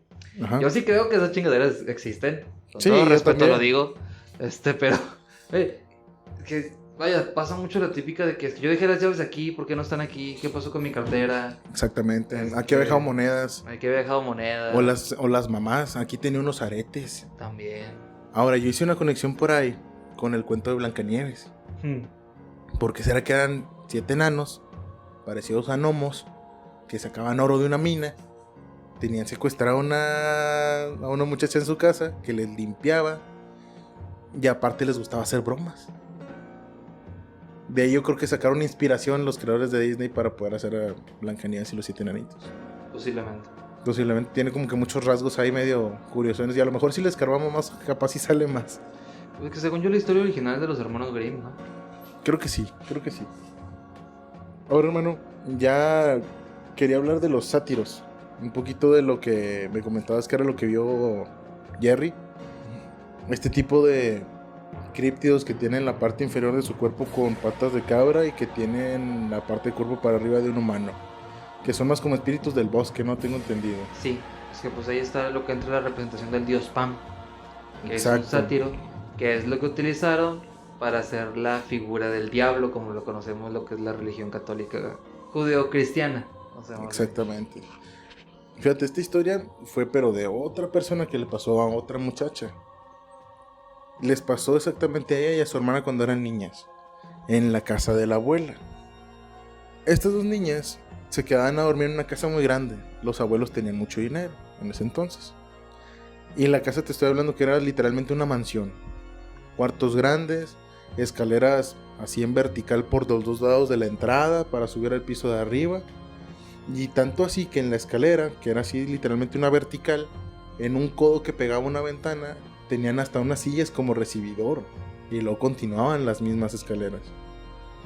En eso, sale que una de estas niñas era como que que tengo ganas de ir por un vaso de agua. Tengo que pasar por todo el pasillo de la casa, bajar por todas las escaleras, pasar el recibidor de las escaleras, pasar por toda la sala y llegar a la cocina. Era un tramo largo. En eso la niña se va por el pasillo, medio adormilada. No pasa nada, según ella. Llega al pie de las escaleras y se queda plasmada, así paralizada. Y ve un sátiro sentado cruzado de piernas en una silla en el recibidor de las escaleras. Sin hacer nada, solamente sentado. Pero fue tanto el impacto que no hizo nada esta niña. Fue caminando como que despacito para atrás y se regresó corriendo hacia el cuarto, pero ahora sí haciendo ruido. Entonces llega al cuarto, le platica a su hermana, donde eran 2 camas, y dice: vamos a acostarnos solamente en una. Se acuestan en la cama pegada a la pared que da al pasillo. Se acuestan y se agarran de las manos, se entrelazan los dedos. Y se quedan dormidas viéndose una a la otra. Una viendo hacia la pared del pasillo y otra viendo hacia la ventana que estaba del otro lado del cuarto. En eso, las niñas se pusieron a platicar. Ella le platicó obviamente lo que había visto. La otra la quiso calmar platicando de otras cosas. De la escuela y cosas así. Cosas de niños. En eso, una de las niñas, la niña que está escuchando más, le dice, ¿escuchaste eso? Y le dice, ¿qué? Se ponen a escuchar con atención. Se escuchaban 3 sonidos. Se escuchaba un... Y luego...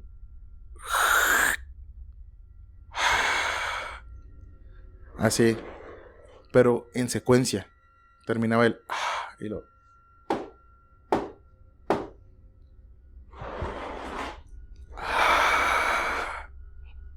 Y luego otra vez.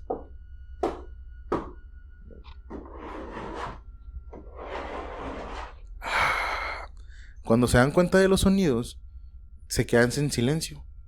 Y se tapan todas. La clásica. En eso, después del sonido del... se escuchó un gruñido. Pero ya como si estuviéramos viendo un sonido gutural. Ya como un... algo así. Entonces, al escuchar esto, estas niñas se tapan y se quedan en silencio viéndose una a la otra nada más. Fuera de las cobijas, en la parte de arriba solamente se leen las 2 manos de las niñas. Pero la mano de arriba era de la hermana mayor. La menor fue la que vio a este críptido. Ellas dicen que todo pasó muy rápido. Pero que ellas sintieron que cuando dejaron de escuchar el patrón, sintieron que como si se hubiera paralizado el tiempo. Se hubiera escuchado el gruñido más fuerte ya dentro del cuarto. Y sintieron que algo les saltó arriba de las piernas. Por lo cual estas niñas, a las 2 les dio parálisis del sueño en ese momento. Pero sentían el peso en las piernas las 2. Como si se les hubieran posado arriba de ellas en una posición de gárgola con los pies juntos. En eso las niñas pues no podían ver nada. Y nada más estaban viendo una a la otra como con cara de que ¿qué decimos? A esto voy con el de que cuando una persona verdaderamente está asustada, verdaderamente está en pánico, por más que quiera gritar no puede. No puedes, güey. Y menos en ese estado. Solamente se les puede ahora sí desencajar la cara donde los músculos se contraen tanto, a punto donde son las verdaderas caras de terror de una persona. En eso, la hermana mayor siente que unas uñas largas de unos dedos huesudos la llegan a rascar 3 veces en la mano, que era lo único que tenían fuera de la cobija. Entonces la niña creyó que gritó. Realmente solamente le salió algo como un... y ya. Entonces en eso va entrando el hermano menor al cuarto, que era un niño a lo mejor de unos 7 años, que escuchó a la hermana. Literalmente entró, prendió el foco y dijo, pues ¿qué pasa? Y las niñas solamente se pararon, se voltearon a ver y así con el rostro así de terror absoluto, empezaron a llorar y la hermana mayor empezó a gritar de que me tocó, hermana, me tocó, que no sé qué.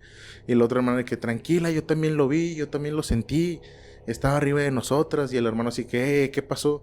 Y el hermano tiempo después les diría que él se hizo forense, se hizo criminólogo. Y dijo que él ni en los cuerpos que había visto la cara de terror que ellas tuvieron ese día. Que estaban casi irreconocibles del miedo. Entonces, eso se lo llevaron, creo que casi hasta la tumba. Y eso lo platicaron, creo que solamente en un círculo muy cercano. Y también lo escuché por terceros. Que fue como que, bueno, supuestamente esa casa, ese tipo de mansión, ocupaba un espacio muy grande en un bosque en esa zona, creo que era de la Ciudad de México. Entonces, al quitar todo ese pedazo de bosque, la lógica que ellos dan es que en ese bosque había criaturas de todo tipo. Tienen historias tanto con aluches, con nahuales y con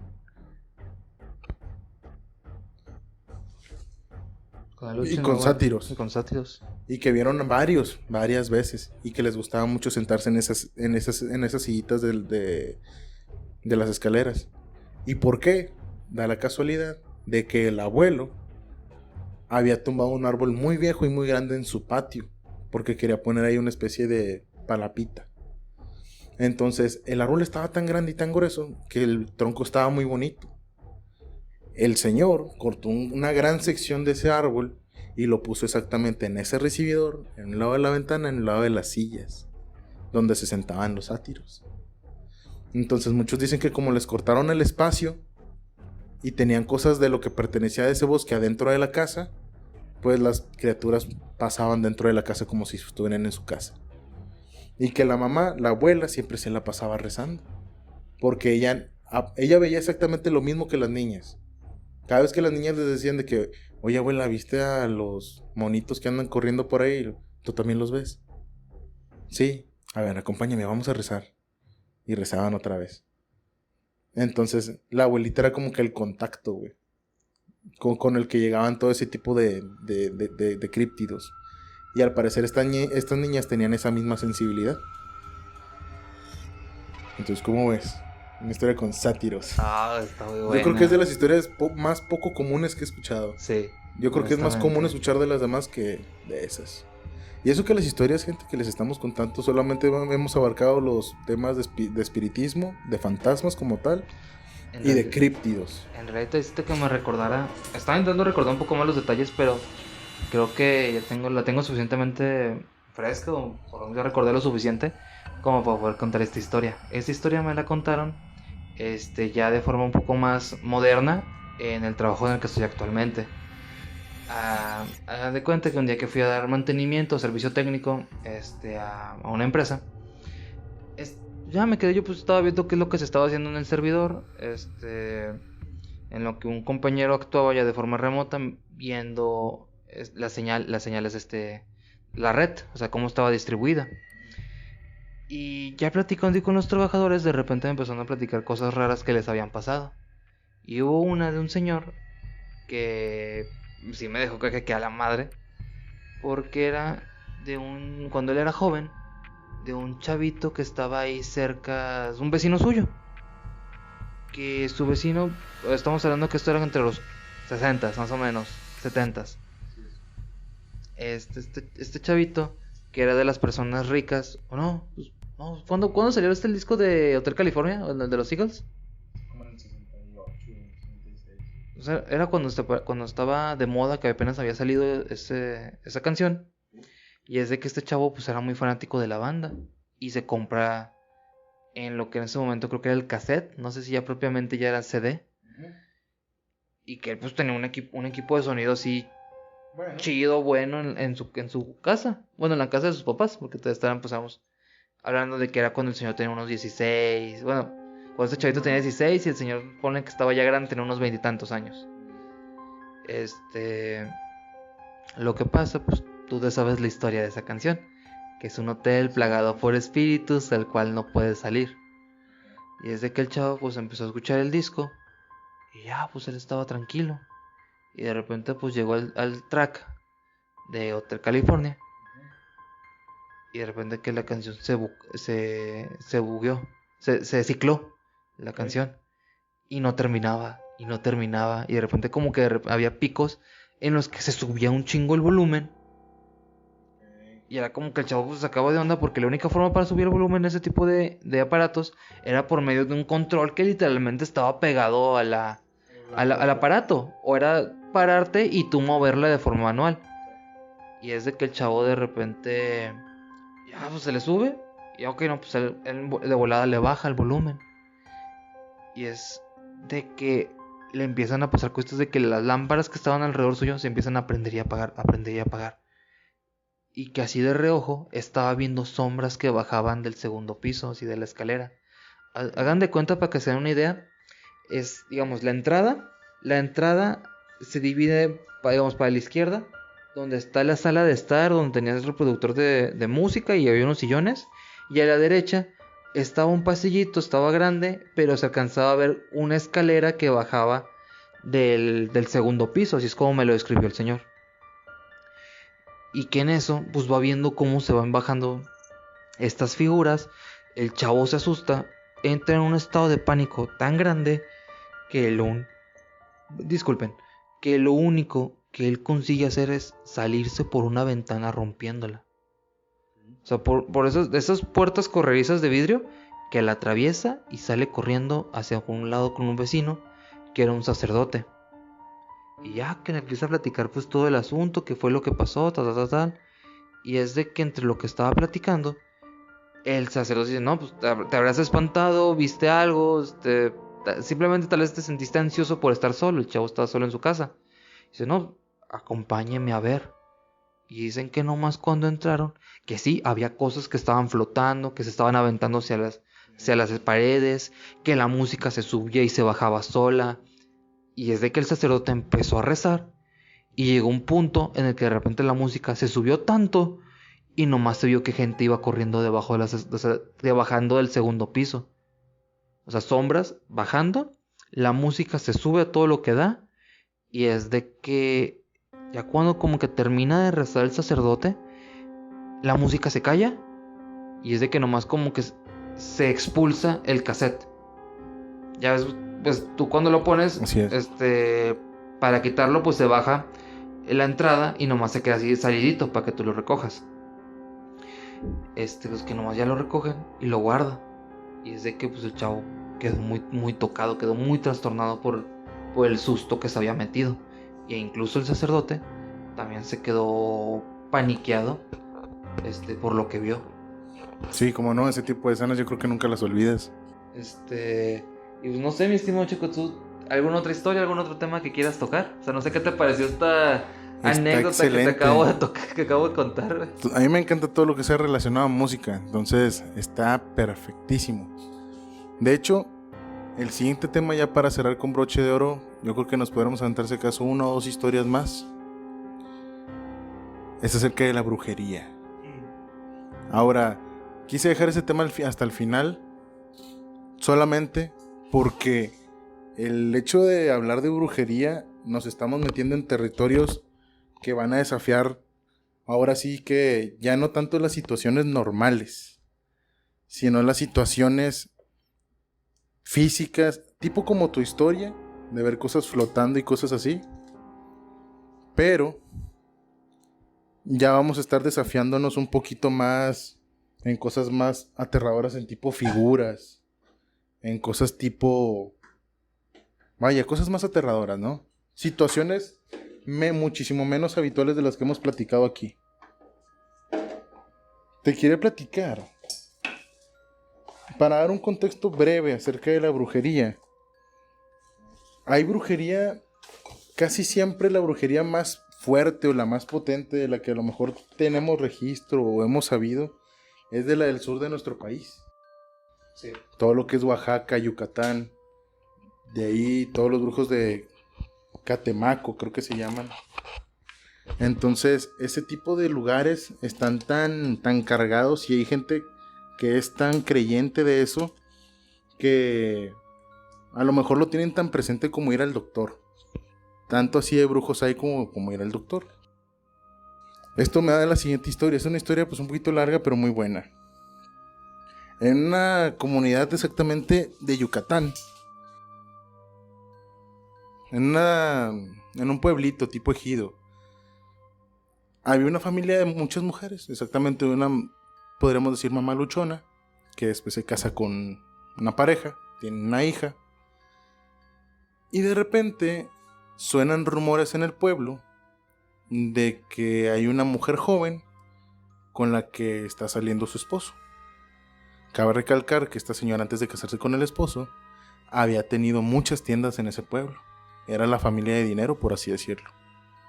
Entonces, directamente las propiedades no le pertenecían al señor, eran de ella. Entonces, pasa el rumor y ella dice, no me importa, no pasa absolutamente nada, siempre y cuando a mí no me pase nada, yo sigo siendo como que la catedral, ¿no? Entonces, en eso, su hija, que era una niña normal, aficiones normales, se empezó a ser muy introvertida. Tan introvertida que llamaba mucho la atención, que ya no salía a jugar, que ya no quería ir a la escuela, y que hasta dentro de su casa solamente se escondía detrás de las puertas. No jugaba en el piso, solamente se mantenía detrás de las puertas, viendo fijamente y con una mirada medio, vaya, tenebrosa, a todas las personas. Así fueran en el carro, ella prefería quedarse en el carro, bajar solamente unos centímetros del parabrisas y quedarse viendo por el parabrisas. Era lo único que hacía todo el día estándose nada más detrás de las puertas de la casa. Entonces la mamá se le empezó a hacer raro y la llevó al médico, a un hospital. Los doctores le dijeron: señora, pues su hija ya la analizamos, le hicimos análisis, la revisamos y no tiene nada. A la mamá se le hizo raro que cuando fueron al hospital la niña se comportó como siempre. Así es. Entonces los doctores le dijeron: le sugerimos que por favor lleve a su hija a un psicólogo que tome un poquito de terapia. Ok, muy bien. La niña tendría unos 7 años. Ok, muy bien, la lleva. Saliendo del hospital, la niña regresaba. No quería bajarse del carro. Llegando a su casa se iba atrás de una puerta. La llevaban a las terapias, lo mismo que en el hospital. Todo muy bien, la terapia ha sido exitosa, la niña no tiene nada. Regresaba y detrás de las puertas. La situación empeoró a tal grado donde la niña ya se empezaba a hacer pipí y popó detrás de las puertas. Ya no quería regresar ni siquiera a pedazos de la casa donde había luz. En ese pueblo se acostumbra mucho a dormir en hamacas, pero las hamacas son de buena calidad, no son hamacas como las de playa. Estas hamacas, como ya la gente tiene muy interiorizado eso, tienen soportes especiales de metal pescados a la pared para poder colgar esas hamacas. Entonces, la mamá en varias noches escuchaba que esos fierros en el cuarto de la niña se escuchaban mucho, como si la hamaca se estuviera meciendo, pero muy rápido. Van al cuarto de la niña empezó a dejar de dormir. No dormía en las noches, solamente se acostaba en la hamaca. Y la hamaca estaba columpiándose toda la noche, y toda la noche rechinando. La mamá iba, calmaba la hamaca, le decía: ya duérmete, mija, no tengo sueño. Se paraba y iba atrás de una puerta. No, ya acuéstate. Le acostaban, se quedaba acostada. Salía del cuarto, se acostaba la mamá y empezaba el rechinar de nuevo. Empezaba a rechinar de nuevo, y así durante un par de semanas. La señora se hartó, fue con una sacerdotisa, chamana, de ahí del pueblo, de las mejores, y le dijo: quiero saber por qué mi hija está así. Ya mucho tiempo y siento que está empeorando. La señora revisa a la niña, le hace unas limpias, unas pruebas, solamente como ellos saben. Y él dice: ¿sabes qué? Sí, tu hija te la están trabajando, pero quiero que sepas que no es a tu hija el trabajo. A ella se le está manifestando porque es la mujer más joven en tu casa. Pero la maldición es para todas las mujeres de tu familia. Dijo: solamente somos yo y una hermana. Dijo: bueno, es tu hermana, tú y tu niña. Y tu niña es la más débil. Este tipo de trabajos son tan pesados, tan fuertes, que no los puedes deshacer así como así. Solamente los puedes rebotar, regresarlos. Y hasta eso nos va a costar hacer eso. Y dijo: ¿pero por qué o qué? O sea, ¿qué le debo a quién? ¿O a quién me agarró coraje? Dijo: no sé si ya sabías que hay una muchacha que va atrás de tu esposo. Ella, como veo la situación, quiere eliminarte a ti, a tu hermana y a tu hija, casarse con tu esposo y heredar todas tus pertenencias, porque sabe que los negocios son tuyos. Y va a quitar a todo tipo de herederos en su camino. Por eso solamente fue sobre las mujeres.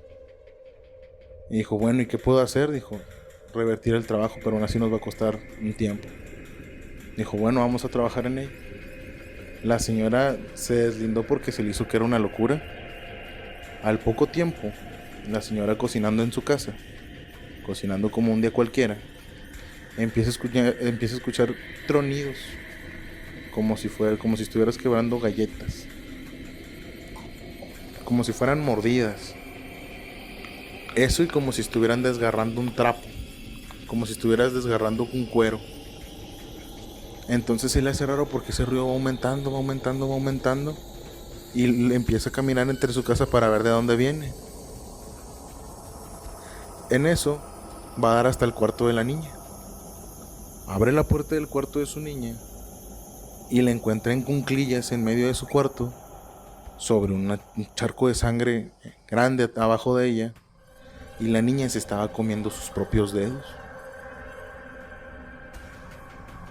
Ahora, todo esto mientras estaba haciendo popó todavía. En eso la señora agarra a la niña, le venda la mano a modo de torniquete y la lleva directo al hospital. Llegando ahí le dicen los doctores, oye, pero ¿por qué esto no es explicable? La niña literalmente se comió los dedos. No le podemos rescatar la mano. Pero ella va a sobrevivir. Se pasan unos días, da que la niña se muere, fallece. La mamá enferma y la hermana de la mamá también fallece en situaciones desconocidas. En ese momento, los doctores le dicen, señora, no entendemos por qué se murió su hija. Solamente llegó por heridas en su mano. Denos chance de hacerle una necropsia, de poder hacer una autopsia para ver por qué se murió. Aquí es donde uno dice, ¿qué onda con lo de la brujería, no? Porque los doctores al abrir el cuerpo de la niña encontraron el corazón de la niña con mordidas que parecían dentadura humana. Y los pedazos de corazón que le faltaban a la niña estaban en su estómago. Entonces los doctores nos explicaban cómo podía pasar eso. Solamente le comentaron los resultados a la mamá y la mamá dijo, perfecto, denme el cuerpo. Le dieron el cuerpo de la niña, lo fueron a enterrar. No sé si hayas escuchado acerca de esta tradición, pero en este pueblito se acostumbra enterrar al difunto, luego desenterrarlo a los 10 días para limpiarlo y cambiarle de ropa, y luego ya lo vuelven a enterrar. Solamente lo hacen una vez. Ahora ellos tienen esa costumbre. Cuando pasan estos 10 días, llega la mamá con muchísima más gente, obviamente. Para entonces, la mamá ya había hablado con la bruja y se habían puesto a trabajar sobre el rebote del hechizo. La señora empezó a enfermar más. Cuando llega la señora ya enferma a ver el cuerpo de su niña, ya le ayudan a abrir el féretro y todo, sacan el cuerpo de la niña, la señora la está limpiando y le llama la atención como una especie de pelo saliéndole de la frente, del cráneo de la niña donde la habían abierto. En eso la señora se le hace extraño y empieza a jalar de esa hebra, como plateada. La saca y es una fibra de metal. Una fibra de metal como tal. Se le hace extraño y le siguen saliendo fibras. Y se la sigue jalando y la sigue secando. Los pobladores al ver eso supieron que era un trabajo de brujería, ya que sabían que la niña estaba trabajada, ¿no? Entonces los pobladores le empezaron a ayudar y le dijeron, ¿sabes qué? Vamos a abrirle un poquito para ver si solamente son fibras. Y lograron sacar todo un estropajo con el que tallan los sartenes de fibras de metal. Y luego el problema era que le sacaban una, le sacaban otra, le sacaban otra. Y le dijeron, señora, pare, nunca va a acabar. Dijo, pero ¿cómo? A mi hija en el hospital le hicieron radiografías cuando me entregaron el cuerpo. Señora, ya sabemos todos qué está pasando. La bruja con la que fue le comentó que ese tipo de cosas, de que salieran fibras del cuerpo de un difunto, era como la firma de la bruja de yo lo hice. Es mi firma característica de que fue brujería lo que la mató. En eso la mamá logra rebotar el trabajo, deja a esta persona que tenía como esposo, se casa un tiempo después y vuelve a tener otra hija. Y fue la persona por la que escuché esta historia. Está fuerte, o sea, la historia sí está fuerte. ¿Cómo ves? Esto de meternos con la brujería ya, por eso lo quería hacer así con broche de oro, porque son historias que desafían todo lo que has escuchado. Son muy antinaturales, son situaciones muy antinaturales que desafían tanto la enfermedad misma, tanto como situaciones alegóricas y no se quedan en poquito como los críptidos a lo mejor. O no solamente son apariciones, son acciones que llevan a un mal directamente. Entonces eso es un poquito lo mejor de la brujería. No sé si hayas escuchado algo similar.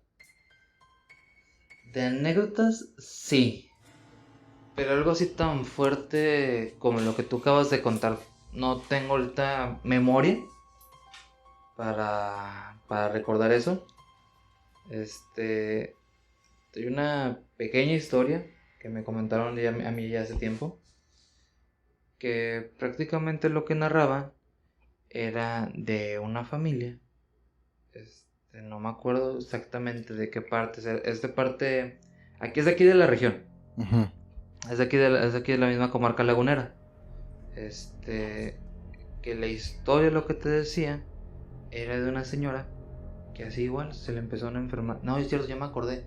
Ya me acordé cómo estuvo, me la contó mi mamá, desde la contó un sacerdote. Es una ocasión que estábamos platicando. Que fue que una ocasión estaban en un grupo de la iglesia. Este padre que dirigía un grupo de la iglesia. Y que en una ocasión llegó un señor diciendo que había hecho un pacto con el diablo. Y que no, y que la chingada de que sabía había hecho eso. Y empieza a platicar con el padre, que no, pues qué pasó, qué fue lo que hiciste. Dice, no, padre, es que yo fui con una señora y la señora me dijo que hiciera un trabajo, que llevara unas cosas a un cementerio y que las enterrara debajo de un árbol. Y que al poco tiempo me iban a pasar cosas. Pero lo que nunca le dijeron a esta persona es que las cosas que le iban a pasar es que iba a empezar a ver sombras, escuchar ruidos, una serie de enfermedades y mala suerte a más no poder. Que lo que al final terminó como que ayudando al Señor fue que empezó a acercarse más a la iglesia. O sea, empezó a rezar, empezó a asistir a misa, empezó a hablar con otros sacerdotes. Pero que él sí se veía muy trastornado para lo que vivió. O sea, eso fue lo que... O sea, la historia completa, te digo, no te la puedo narrar porque no la escuché yo directamente. Fue como que detalles en los que me platicaron a mí. Fíjate, ese tipo de contextos pasa mucho. Pasa mucho de gente que no sabe en lo que se está metiendo y termina en negocios turbios, dirían, ¿no? Para dejarlo un poquito así. Yo lo que estuve investigando un poquito en historias de brujería, aparte de la que te digo que sé que me contaron, me estoy acordando un poquito de otra historia. Pero va más también a este tipo de ejidos, remontándonos a historias de épocas de la Revolución. Fue justamente esta familia de la que narré la historia del Nahual. Dice que en aquel entonces de la Revolución, las señoras o las mujeres en general tenían vestidos muy largos, muy frondosos, con muchos olanes, exactamente. Y las mujeres casi siempre, de las personas con dinero, juntaban todo el dinero en monedas de oro o en plata y las juntaban en cajones como tal. Y tanto así era el dinero que juntaban que a veces lo estaban contando así en la cocina, que sus faldas a propósito los hacían tan grandes para nada más girarlas, sentarse arriba del dinero y ocultarlo. Que pasara la visita, lo que tuvieran que hacer, se mandaban a alguien más a que lo hiciera y luego ya se paraban y regresaban a contar. Llegaba tanto el punto, aquí a mucha gente le va a sonar, que enterraban dinero en los patios, en árboles, en cerros, sin una dirección como tal. La historia de esta trata de una persona que se mudó a una casa similar, tipo hacienda, una casa grande. Cuando se mudó a esta hacienda, en su cuarto, esta persona, este joven, empezaba a ver sombras en su cuarto y soñaba mucho con una señora de pelo cano, muy despeinado, nariz puntiaguda, casi la clásica bruja, pero esta era muy dinámica. Saltaba encima de su cama y luego lo despertaba en un sueño. O de repente estaba el chavo durmiendo y sentía que lo jalaban todo hacia la cama y lo tiraban al piso y se reían de él y luego de repente despertaba. Eran sueños muy violentos. Tanto así que este muchacho un día, estando dormido, se levanta en la madrugada. Sale a la hacienda, nada más porque se quería fumar, vaya la redundancia. Y al querer prender su cigarro, ve que la figura de esta mujer está sentada en una fuente. En eso, este chavo, al apenas hacer como que el primer chispazo con el encendedor, lo hace. Y la figura de la mujer lo voltea a ver. No prende el cigarro. Se quiere ir adentro de la casa. Desaparece la bruja. Este chavo está como de que, ok, me regreso a mi cama, abortamos misión. Se voltea y cuando va camino a su cuarto, la bruja está en la puerta de su cuarto. Y le dice, no te asustes, no te vayas. Él ya tenía planeado mudarse de ahí, llevarse a su familia. era el padre de familia. En ese momento se mudó a esa hacienda porque quería llevarse a sus papás a vivir ahí también. La bruja le dice: no te vayas, yo aquí tengo dinero y te lo quiero dar. Te quiero hacer un regalo, solamente dime si lo quieres. Y desaparece la bruja. No le hace caso, se muda de casa, se van de la hacienda. Tiempo después, como una semana, le dice a su mamá, le dice: oye mamá, cuando vivíamos en la hacienda yo viví este tipo de situaciones tan particulares. Y la mamá le dice: ok, déjame te cuento que esa hacienda yo te la recomendé porque era de un conocido mío, que era muy sabido que su abuela era bruja y que era de la revolución. No se me hace raro que te diga que tenía dinero, aunque tenía un regalo, que lo más seguro es que era un dinero. Y me dijo: ¿qué le dijiste? Dijo: yo no le dije nada, solamente nos mudamos y se acabó. Dijo: pero el problema es que todavía la veo en sueños. Y nada más la veo y de repente me pregunta que si quiero el regalo. La mamá le dice: tú dile que no, y jamás vayas ni busques ese dinero por más desesperado que estés. Y él le dice: ¿por qué, mamá? Y le dice: porque lo más seguro es que te lo vaya a dar a cambio de alguien. Esa bruja se murió porque al parecer le iban a dar un dinero, una comadre suya, pero fue a cambio de la vida de su hijo.